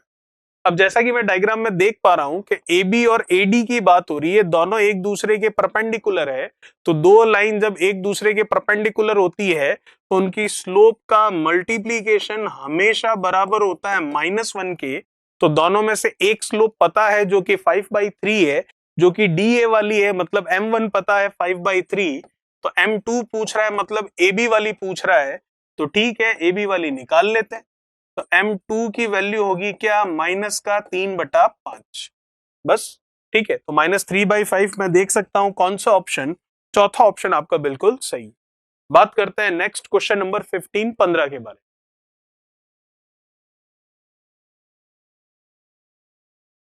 क्या कह रहा है 15वां, देखिए, रेखा 3x - 6y = 4 की समानांतर रहने वाली संख्या रेखा की ढाल क्या होगी? What is the slope of the line parallel to the line 3x - 6y = 4? रेखा 3x - 6y = 4 के समानांतर रहने वाली, ये कोई वर्ड नहीं है यहां पर, ठीक है, रेखा की ढलान क्या होगी? जैसा कि हमें पता है इस लाइन के पैरेलल समानांतर जो भी लाइन होगी उसकी जो ढाल है इसकी ढाल के बराबर होगी, क्योंकि हमने देखा है, हमने पढ़ा है कि जब दो लाइनें एक दूसरे के पैरेलल होती है, समानांतर होती है, तो उन दोनों की ढाल, स्लोप जो है एक दूसरे के बराबर होती है। तो मैं इसकी ढाल निकाल लेता हूं, वही ढाल होगी जो इसके पैरेलल होगी उस लाइन की। तो इसकी ढाल कैसे निकलेगी, स्लोप कैसे निकलेगी, पता है आपको, -(x) coordinate upon y coordinate. तो माइनस माइनस ये गया 3/6, ये गया 1/2 आ रहा है, 1/2 इस लाइन की स्लोप है और 1/2 ही जो इसके पैरेलल होगी उस लाइन की स्लोप होगी, क्योंकि जब दो लाइनें आपस में पैरेलल होती है तो उनकी स्लोप जो है, उनकी ढाल जो है वो एक दूसरे के क्या होती है, बराबर होती है। चलिए बात करते हैं नेक्स्ट क्वेश्चन, क्वेश्चन नंबर 16 के बारे में।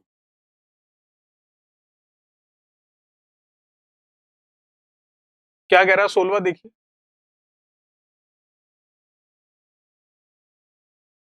2x - 3y = 6 रेखा y अक्ष को किस बिंदु पर काटती है?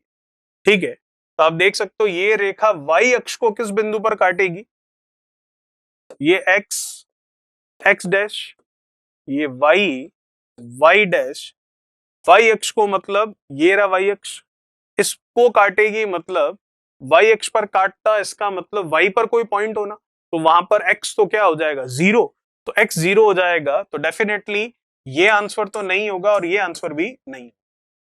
ठीक है, y अक्ष पर x 0 होगा, तो x 0 होगा तो इन दोनों में से कोई एक होना, या हो सकता है नन ऑफ दीज हो, तो x 0 होगा तो x को 0 कर लेते हैं, x 0 किया, पुट x = 0, तो y कितना मिलेगा, -3y = 6, तो y आ गया आपके -2 और 0, -2, इसका मतलब आपका चौथा ऑप्शन जो है वो बिल्कुल सही है। ठीक है, चलिए बात करते हैं क्वेश्चन नंबर 17 की।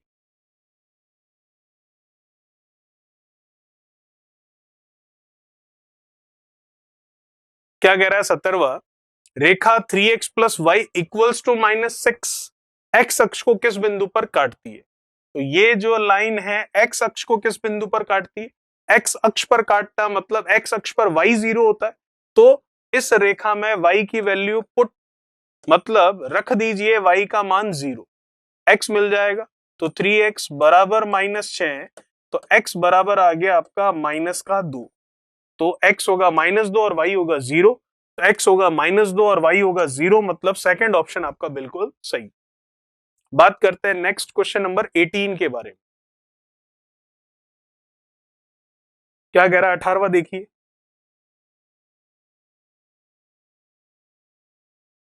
x बराबर a और y बराबर b के ग्राफ किस बिंदु पर परस्पर काटेंगे? बहुत आसान है, x x dash, y y dash, ये मूल बिंदु है, ओरिजिन पॉइंट है 0,0, x बराबर a है, चलिए a है मतलब प्लस का है तो इधर होगा, तो x बराबर a ये रहा, कहीं पर भी हो सकता है, a की वैल्यू कुछ भी हो सकती है, y बराबर b है, प्लस का ही है तो ऊपर होगा, तो ये रहा y बराबर b। तो ये दोनों एक दूसरे को यहां काट रहे हैं, यहां इंटरसेक्ट कर रहे हैं, तो यहाँ क्या है, x का मान प्लस का है और y का मान भी प्लस का है, और x का मान जो ये है और y का मान जो ये है, तो एक दूसरे को a, b पर काटा, मतलब पहला ऑप्शन आपका बिल्कुल सही। चलिए बात करते हैं नेक्स्ट क्वेश्चन नंबर 19, 19 नंबर की। क्या है 19 नंबर, देखिए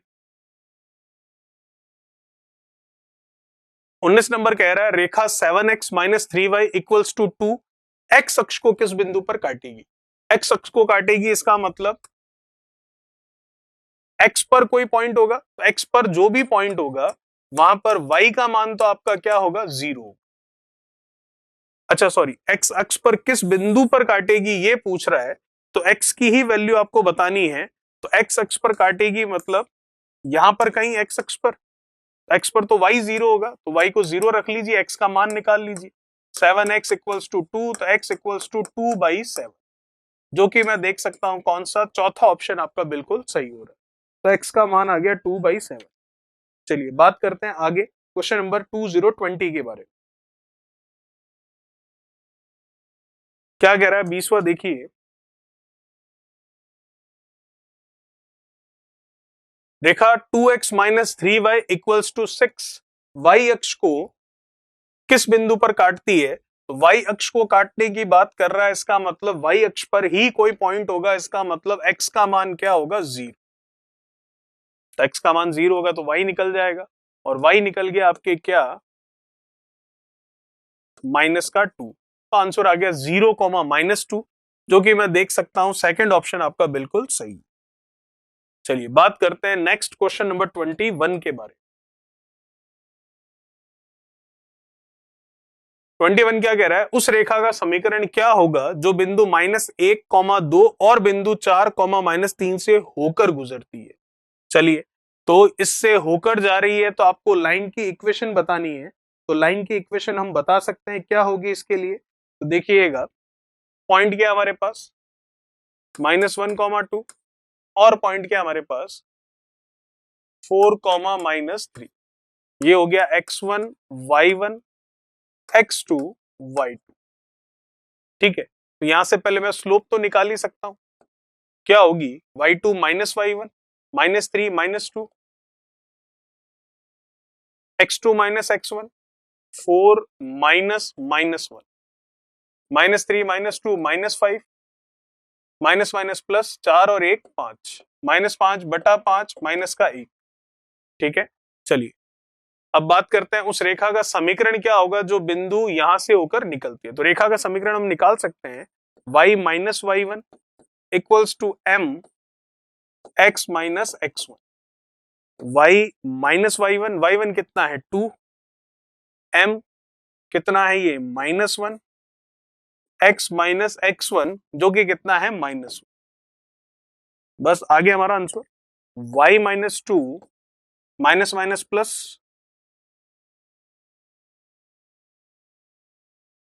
y -2 -x -1।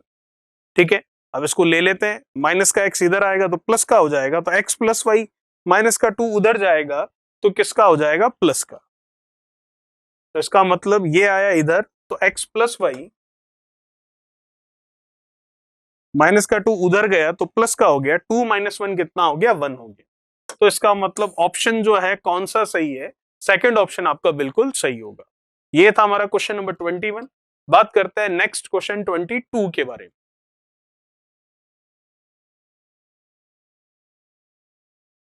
क्या है 22, देखिए समीकरण 2x minus 3y equals to 3, ये पहली समीकरण है, comma 2x plus 3y equals to 2, ये दूसरी समीकरण है, कॉमा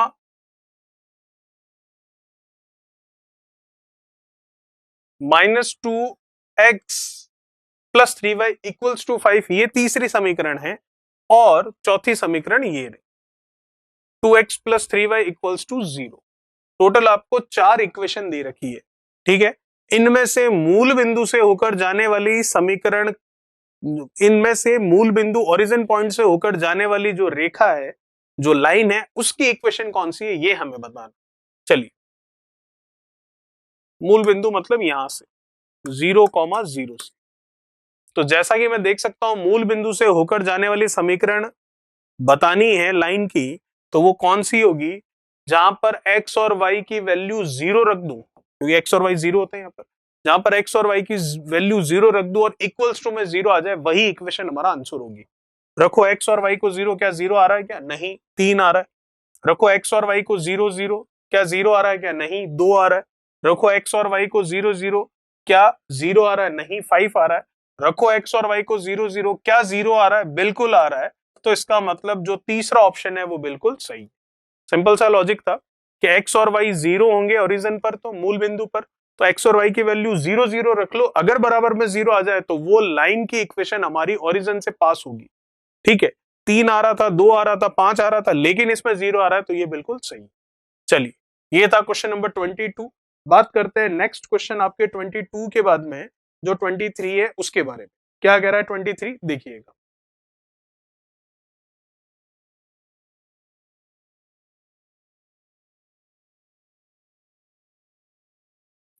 23 क्या कह रहा है? उस रेखा का समीकरण क्या होगा जिसकी ढलान दे रखी है आपको और जो बिंदु 1, -3 से होकर गुजरती है। बहुत ही आसान क्वेश्चन हो गया ये आपको x1 y1 दे दिए सीधे सीधे, और ये आपको वैल्यू दे दी किसकी? m की।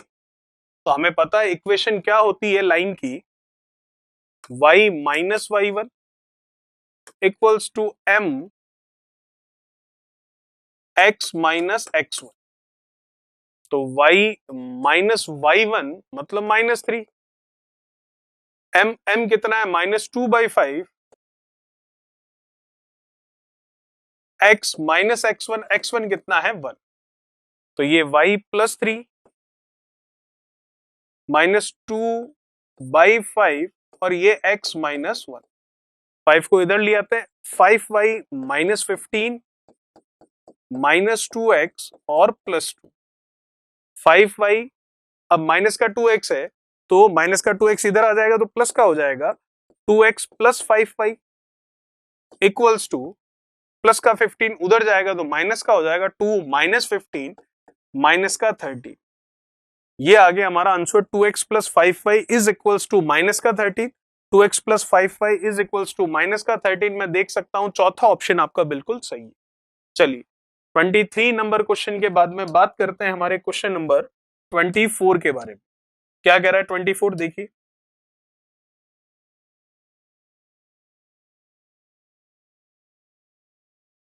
24 कह रहा है उस रेखा का समीकरण क्या होगा जो y अक्ष को -3/4 की ढाल पर काटता है और धनात्मक x अक्ष के साथ 45 डिग्री का कोण बनाता है। y अक्ष को -3/4 पर काटती है। तो देखिए, y अक्ष को -3/4 पर काटती है तो y की वैल्यू तो आ गई -3/4। y अक्ष पर काटती है तो x की वैल्यू हो गई 0। तो ये तो हो गया x1 और y1। अब आपको कह रहा है x अक्ष के साथ कितना? 45 डिग्री का कोण बनाती है। तो अगर x अक्ष के साथ 45 डिग्री का कोण बना रही है तो आपको जैसा कि पता है कि हम यहां पर वैल्यू देख सकते हैं, m की वैल्यू हो गई हमारी tan थीटा, और थीटा कितना है? 45। tan 45 कितना होता है? 1 होता है। बस अब हमारा आंसर आ गया, y minus y1 m x minus x1।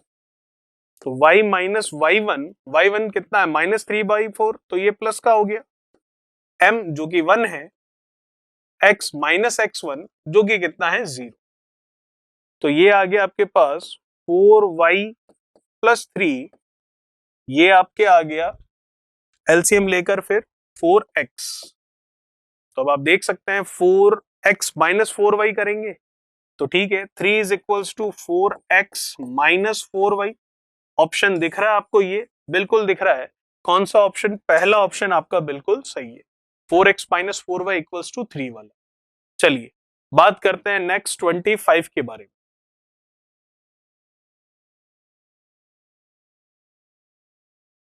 क्या कह रहा है 25, देखिए। एक रेखा x अक्ष को बिंदु -3,0 पर और y अक्ष को बिंदु 0,6 पर काटती है, तो उस रेखा का समीकरण क्या होगा? चलिए, समीकरण निकाल लेते हैं। तो आप देख सकते हैं यहां पर सबसे पहले तो हमें रेखा के समीकरण के लिए ढाल पता होना चाहिए। तो अगर ढाल के बारे में बात करें तो ढाल हम यहां पर देख सकते हैं, ये तो हो गया हमारा x1 y1 और ये हो गया हमारा x2 y2। ढाल कैसे निकलेगी, m की वैल्यू निकालनी है, y2 माइनस y1, 6 माइनस कितना 0, x2 माइनस x1, 0 माइनस -3, ये 6 माइनस माइनस प्लस, ये आ गया 2, m की वैल्यू आ गई कितनी 2। चलिए तो y माइनस y1, y1 कितना 0 बराबर m x minus x1, x1 कितना है -3 जो कि इस माइनस की वजह से प्लस का हो गया, तो y equals to 2x plus कितना 6, वैल्यू निकालनी है तो निकल गई आपके सामने। हम कह सकते हैं इसको 2x ऐसा ही कहीं है तो ठीक है, नहीं तो 2x प्लस 6 बिल्कुल है हमारे पास, ये रहा ऑप्शन। तो कौन सा ऑप्शन सही है, चौथा ऑप्शन आपका बिल्कुल सही होगा। तो ये था क्वेश्चन नंबर 25। बात करते हैं नेक्स्ट क्वेश्चन 26 के बारे में। क्या है क्वेश्चन नंबर 26, देखिए।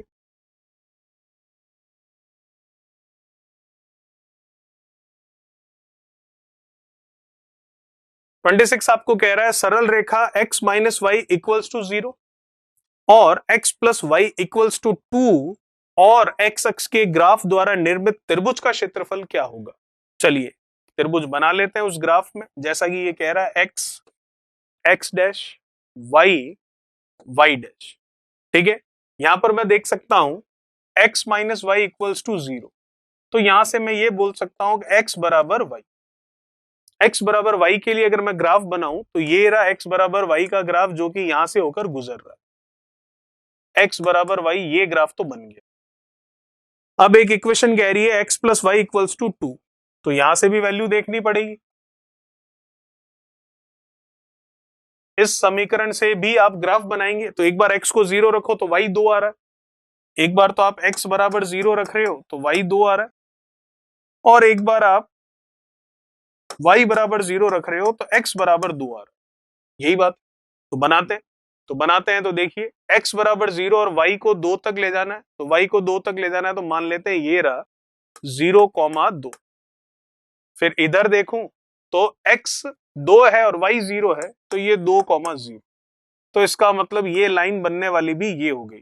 तो अब जो त्रिभुज बना है उस त्रिभुज का एरिया आपको बताना है, तो एरिया हम बता सकते हैं। पहले तो ये देखना है त्रिभुज कौन सा बना है, त्रिभुज बन गया ये वाला।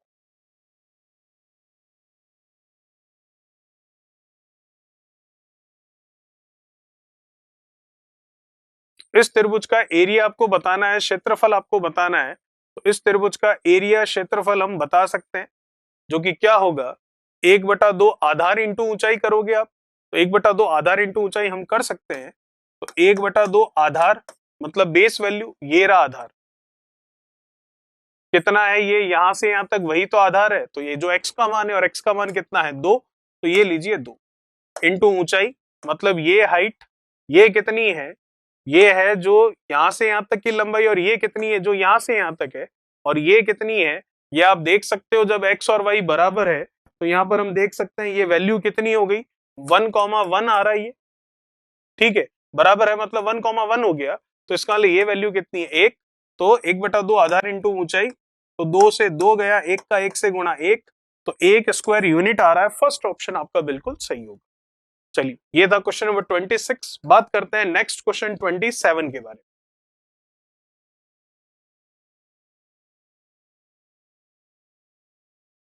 क्या कह रहा है 27वां सवाल। 27वां सवाल आपको कह रहा है कि x बराबर कितना है हमारे पास, x बराबर है आपके पास 4 और y बराबर है आपके पास कितना 3, और आपको एक इक्वेशन दे रखी है कौन सी 3x plus y 4y equals to 12, ठीक है। इनसे इनके द्वारा निर्मित त्रिभुज का क्षेत्रफल क्या होगा। चलिए बनाते हैं पहले तो, ये x डैश, ये y और ये y डैश। सबसे पहले x बराबर कितना है 4, x बराबर 4 है तो उसका डायग्राम बना लेते हैं। x बराबर 4, ये लीजिए x बराबर 4 हो गया। फिर y बराबर 3 है तो y का केवल धनात्मक मान है, तो ये लीजिए y बराबर 3 हो गया। चलिए फिर 3x plus 4y equals to 12 है, 3x plus 4y equals to 12, तो अगर आप x की वैल्यू 0 रखकर y निकाले और y की वैल्यू 0 रखकर x निकाले वैसे करें, या फिर x upon a plus y upon b equals to 1 वाले से करें तो भी एक ही बात है, x और y की वैल्यू देखनी है। तो 3x upon 12 plus 4y upon 12 equals to 1। तो ये आ गया 4 बार, ये आ गया 3 बार, तो x upon 4 plus y upon 3 equals to 1। तो x और y के लिए 4 और 3 आ गया, तो x और y के लिए 4 और 3 आ गया। तो एक बार आप x को क्या करोगे, 4 करोगे तो y 0 होगा, और एक बार आप y को क्या करोगे, 3 करोगे तो x क्या होगा, आपके 0 होगा। यही चीज होगी। तो चलिए देखते हैं, यहां पर x को 4 तक ले जाना है, तो x को 4 तक ले जाना है, ये लीजिए x को 4 तक ले जाते हैं। y कितना 0, तो इस पॉइंट की वैल्यू हो गई 4,0, यही है। फिर y 3 है तो x 0 होगा, तो y ये रहा 3, तो x 0 ये 0,3, ये लीजिए मिलाने वाली ये लाइन बन गई। तो त्रिभुज कौन सा बन रहा है, आप देख पा रहे हो, ये रहा त्रिभुज। आप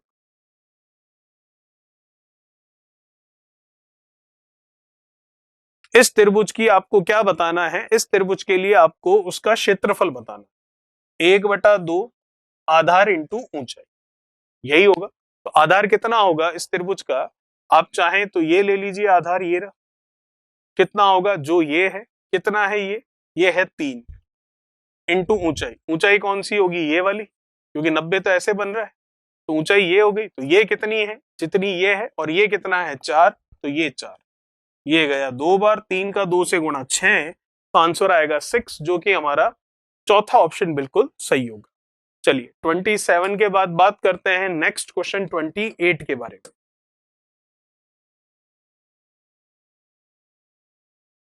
क्वेश्चन नंबर 28 क्या कह रहा है, उस चतुर्भुज का क्षेत्रफल ज्ञात करें जो बिंदु 4,2, 8,2, 8,14, 4,10 को जोड़ने पर बना है। चलिए, तो चतुर्भुज के लिए मैंने कहा था या तो फॉर्मूला याद कीजिए, या इस तरीके से हम निकाल सकते हैं, x1, x2, x3, x4 और x1, फिर से y1, y2, y3, y4 और y1, फिर से वैल्यू रख लेते हैं हम यहां पर, x1 y1, x2 y2, x3 y3, x4 y4।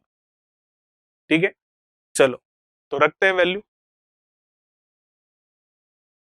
4, 8, 8 और 4, 4, 8, 8 और 4, फिर से x1 4, फिर y की वैल्यू रखते हैं, 2, 2, 14 और 10, 2, 2, 14 और 10, फिर से ये y1 मतलब 2।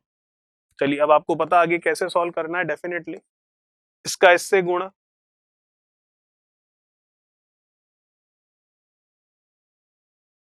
4 का 2 से 8 सीधा गुणा करके लिख लेते हैं, 2 का 8 से 16, तो 4 का 2 से कर लिया 8, 2 का 8 से कर लिया हमने क्या 16। करना कैसे, इसका इससे करके माइनस ये करोगे, 4 का 2 से 8, ये लीजिए, माइनस 8 का 2 से 16, फिर प्लस इसका इससे और इसका इससे, 14 का 8 से कर लेते हैं, कितना हो जाएगा, ये हो गया 8 चौक 32 और ये 80, तो 80 और 32 हो गया 112,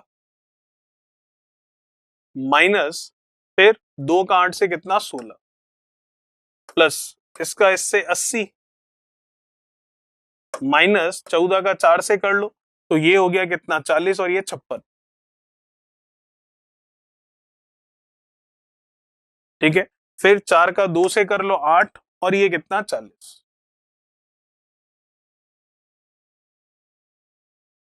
चलिए 8 माइनस 16 मतलब -8, 112 माइनस 16, 12 कम कर लिया, फिर और कितना कम कर ले हम यहाँ पर 4 मतलब 96, 80 माइनस 56, तो कितना आ जाएगा, 56 और 4 कितना 60, तो ये आ गया कितना 24, 8 माइनस 40, तो माइनस आ गया कितना 32, बस 1/2। अब इसको सॉल्व करते हैं, देखिए -8 और -32, तो माइनस का 40 हो रहा है सीधा सीधा। ठीक है, तो माइनस का 40 और ये कितना है आपका 96, तो ये 56 हो गया, 56 और ये 60 और ये 80 हो गया। तो फाइनली आ गया आपका आंसर कितना 40, जो कि मैं देख सकता हूं आपका चौथा ऑप्शन जो है वो आपका बिल्कुल सही हो रहा है। तो आंसर आ जाएगा इसका क्या, आंसर होगा इसका, आप देख सकते हैं, जो कि 40 हो रहा है। चलिए बात करते हैं नेक्स्ट जो क्वेश्चन है उस क्वेश्चन के बारे में। क्या कह रहा है सवाल देखिएगा, क्वेश्चन नंबर 29।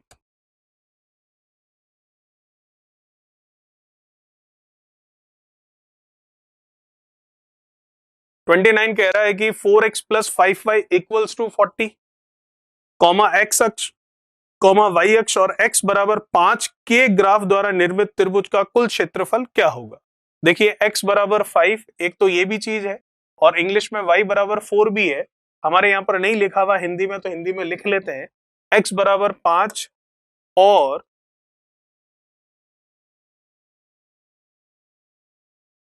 y बराबर 4। ठीक है, चलिए तो पहले x और y जो है उन्हीं को ले लेते हैं। ये लीजिए,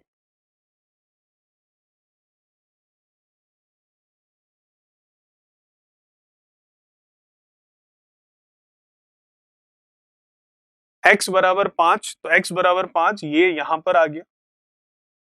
ये लीजिए x बराबर 5, केवल x की वैल्यू ही है। y बराबर 4, तो y बराबर 4 ये यहां पर आ गया। ये लीजिए y बराबर 4। फिर कह रहा है एक है equation 4x plus 5y equals to 40, तो इस इक्वेशन से हम निकाल लेते हैं।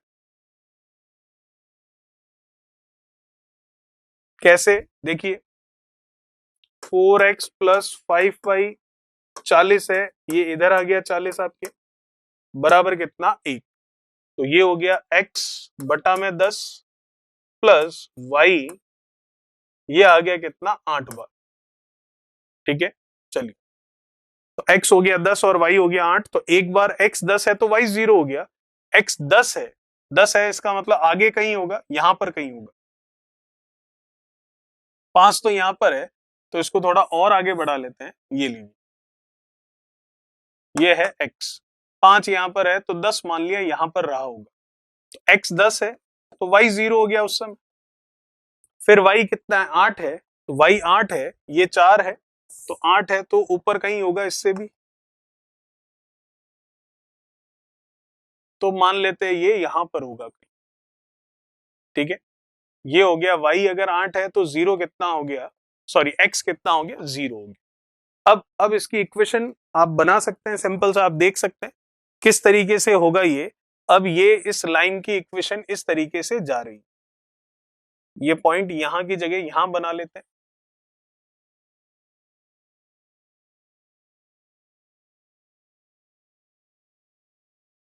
ये हो गया x का मान कितना 10, 0।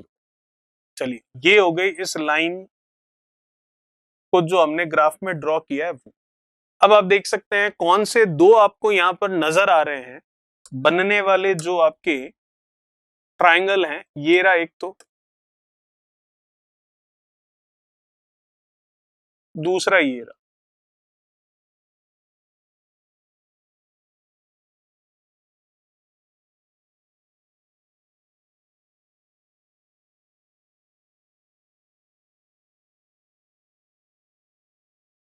फर्स्ट ये है और सेकंड आपका ये है। इन दोनों का एरिया निकाल कर ऐड कर लेते हैं तो आपका आंसर आ जाएगा। चलिए देखते हैं कैसे होगा। तो ट्रायंगल ये और ये ऐड करना है बस, तो पहले बात कर लेते हैं इसके बारे में। तो इसका एरिया क्या होगा, इसका एरिया होगा, इसकी बात कर रहे हैं पहले, तो इसका एरिया होगा 1/2 आधार। आधार में देख सकता हूं ये रहा। कितना है ये होगा हमारा जो यहां से यहां तक की लंबाई है, और यहां से यहां तक की लंबाई कितनी है 5 है, तो आधार हो गया 5 इनटू इसकी ऊंचाई। ऊंचाई जो कि यहां से यहां तक की है, तो ये ऊंचाई कितनी है, ये ऊंचाई हम देखते हैं अभी। ये पूरी यहां से यहां तक कितनी 8 है, उसमें से ये कितनी है 4 है, तो 8 में से ये 4 कम कर दोगे तो 4 ही बचेगी, तो इसका मतलब ये हो गया 8 - 4, तो 1/2 5, ये 4, ये 2, 5 × 2 कितना 10, इसकी वैल्यू आ रही है कितनी 10। चलिए अब बात करते हैं हम इसके बारे में, इस वाले ट्रायंगल के बारे में। ये कैसे निकलेगा अभी देख लेते हैं। 1/2 आधार, आधार मतलब ये, ये कितना है देखो, यहां से यहां तक पूरा कितना है 10, उसमें से ये कितना हो गया 5, तो ये कितना होगा 10 माइनस 5, मतलब वही 5 इंटू ऊंचाई, तो ऊंचाई कौन सी, ये वाली, तो ये हाइट कितनी है, जो यहां से यहां तक की हाइट है, और जो कि कितनी है, जो कि है कितनी आपके 4, तो ये आ गया 4, ये गया 2 बार, 10 माइनस 5 मतलब 5, 5 इंटू 2 कितना 10, तो ये भी कितना आ गया 10, तो टोटल पूछा आपको तो 10 और 10 कितना 20, सेकंड ऑप्शन आपका बिल्कुल सही होगा।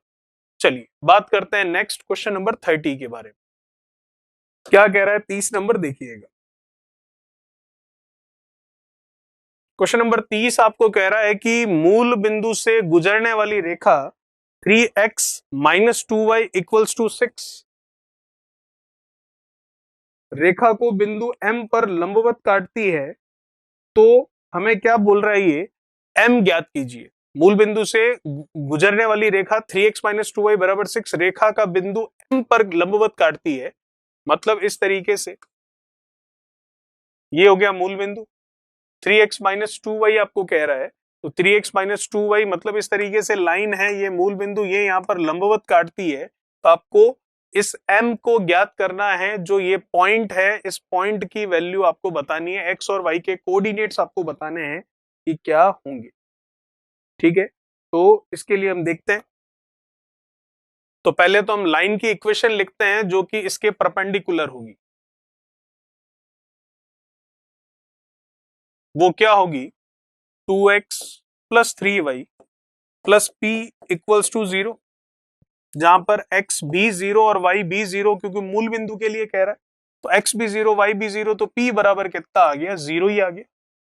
चलिए अब p बराबर 0 आ गया, तो आपको कह रहा है ये सिंपल सा p बराबर 0, तो अब ये जो इक्वेशन थी ये क्या बन चुकी है आपके पास, ये बन चुकी है 2x प्लस 3y बराबर में 0, तो मैं यहां से 2x बराबर देख सकता हूं माइनस का 3y, तो x बराबर मैं देख सकता हूं -3/2y, तो ये जो x का मान आया -3/2y, इस x के मान को हम रखते हैं जो आपकी इक्वेशन दे रखी है 3x minus 2y equals to 6 में।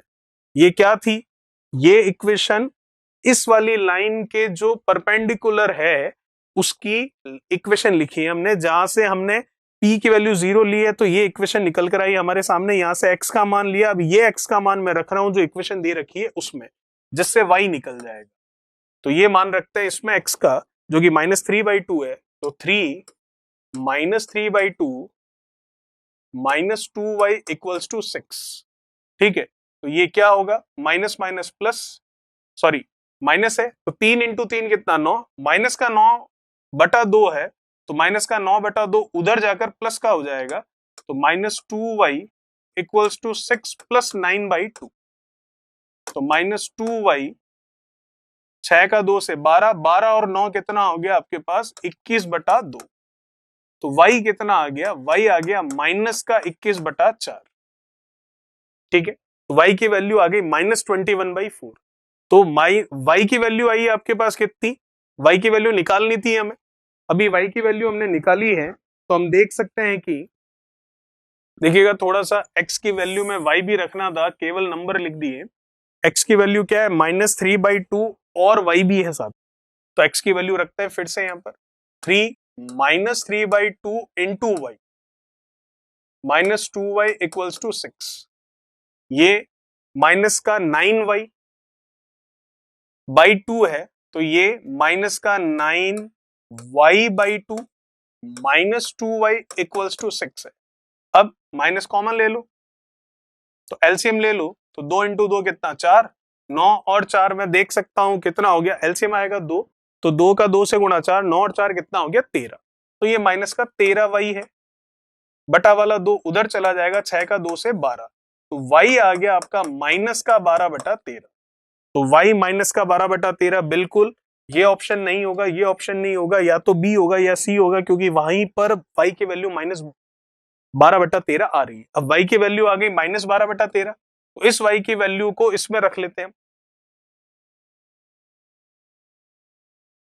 इस y की वैल्यू को इसमें रखेंगे, या फिर ऐसा करें y की वैल्यू आपके पास आ चुकी है, तो y की वैल्यू आ चुकी है। तो अब ये जो y की वैल्यू है ये हम रख लेते हैं, जो हमारा x है उसमें इसमें रखते हैं।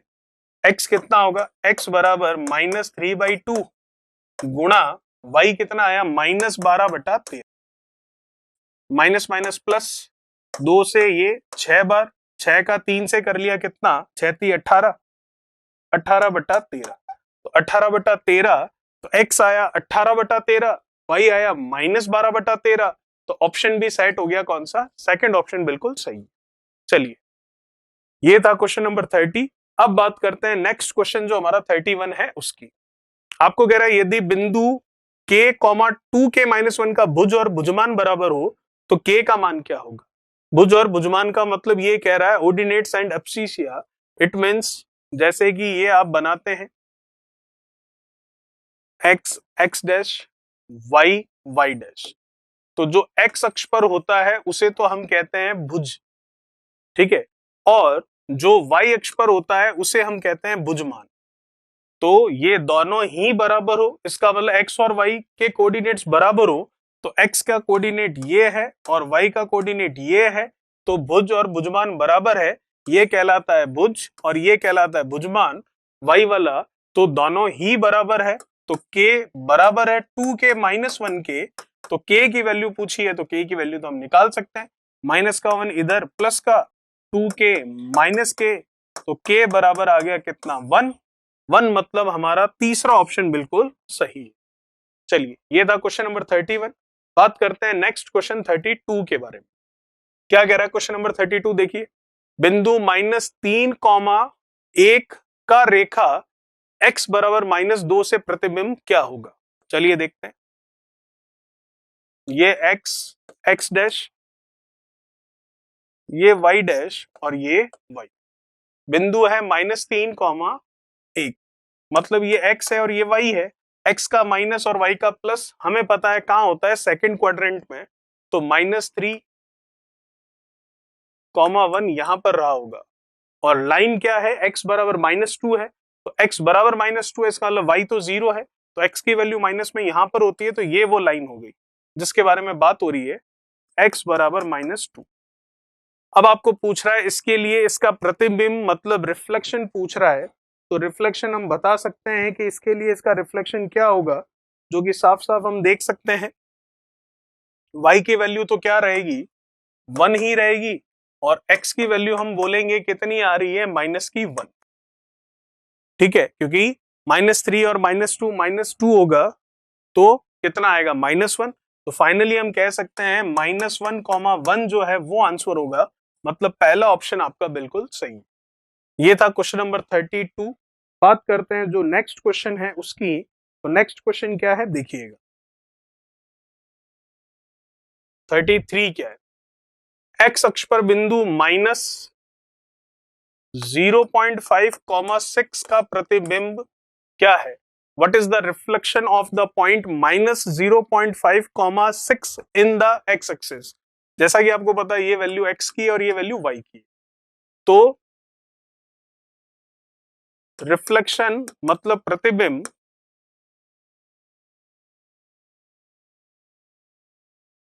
Reflection of point x, y in x axis is always,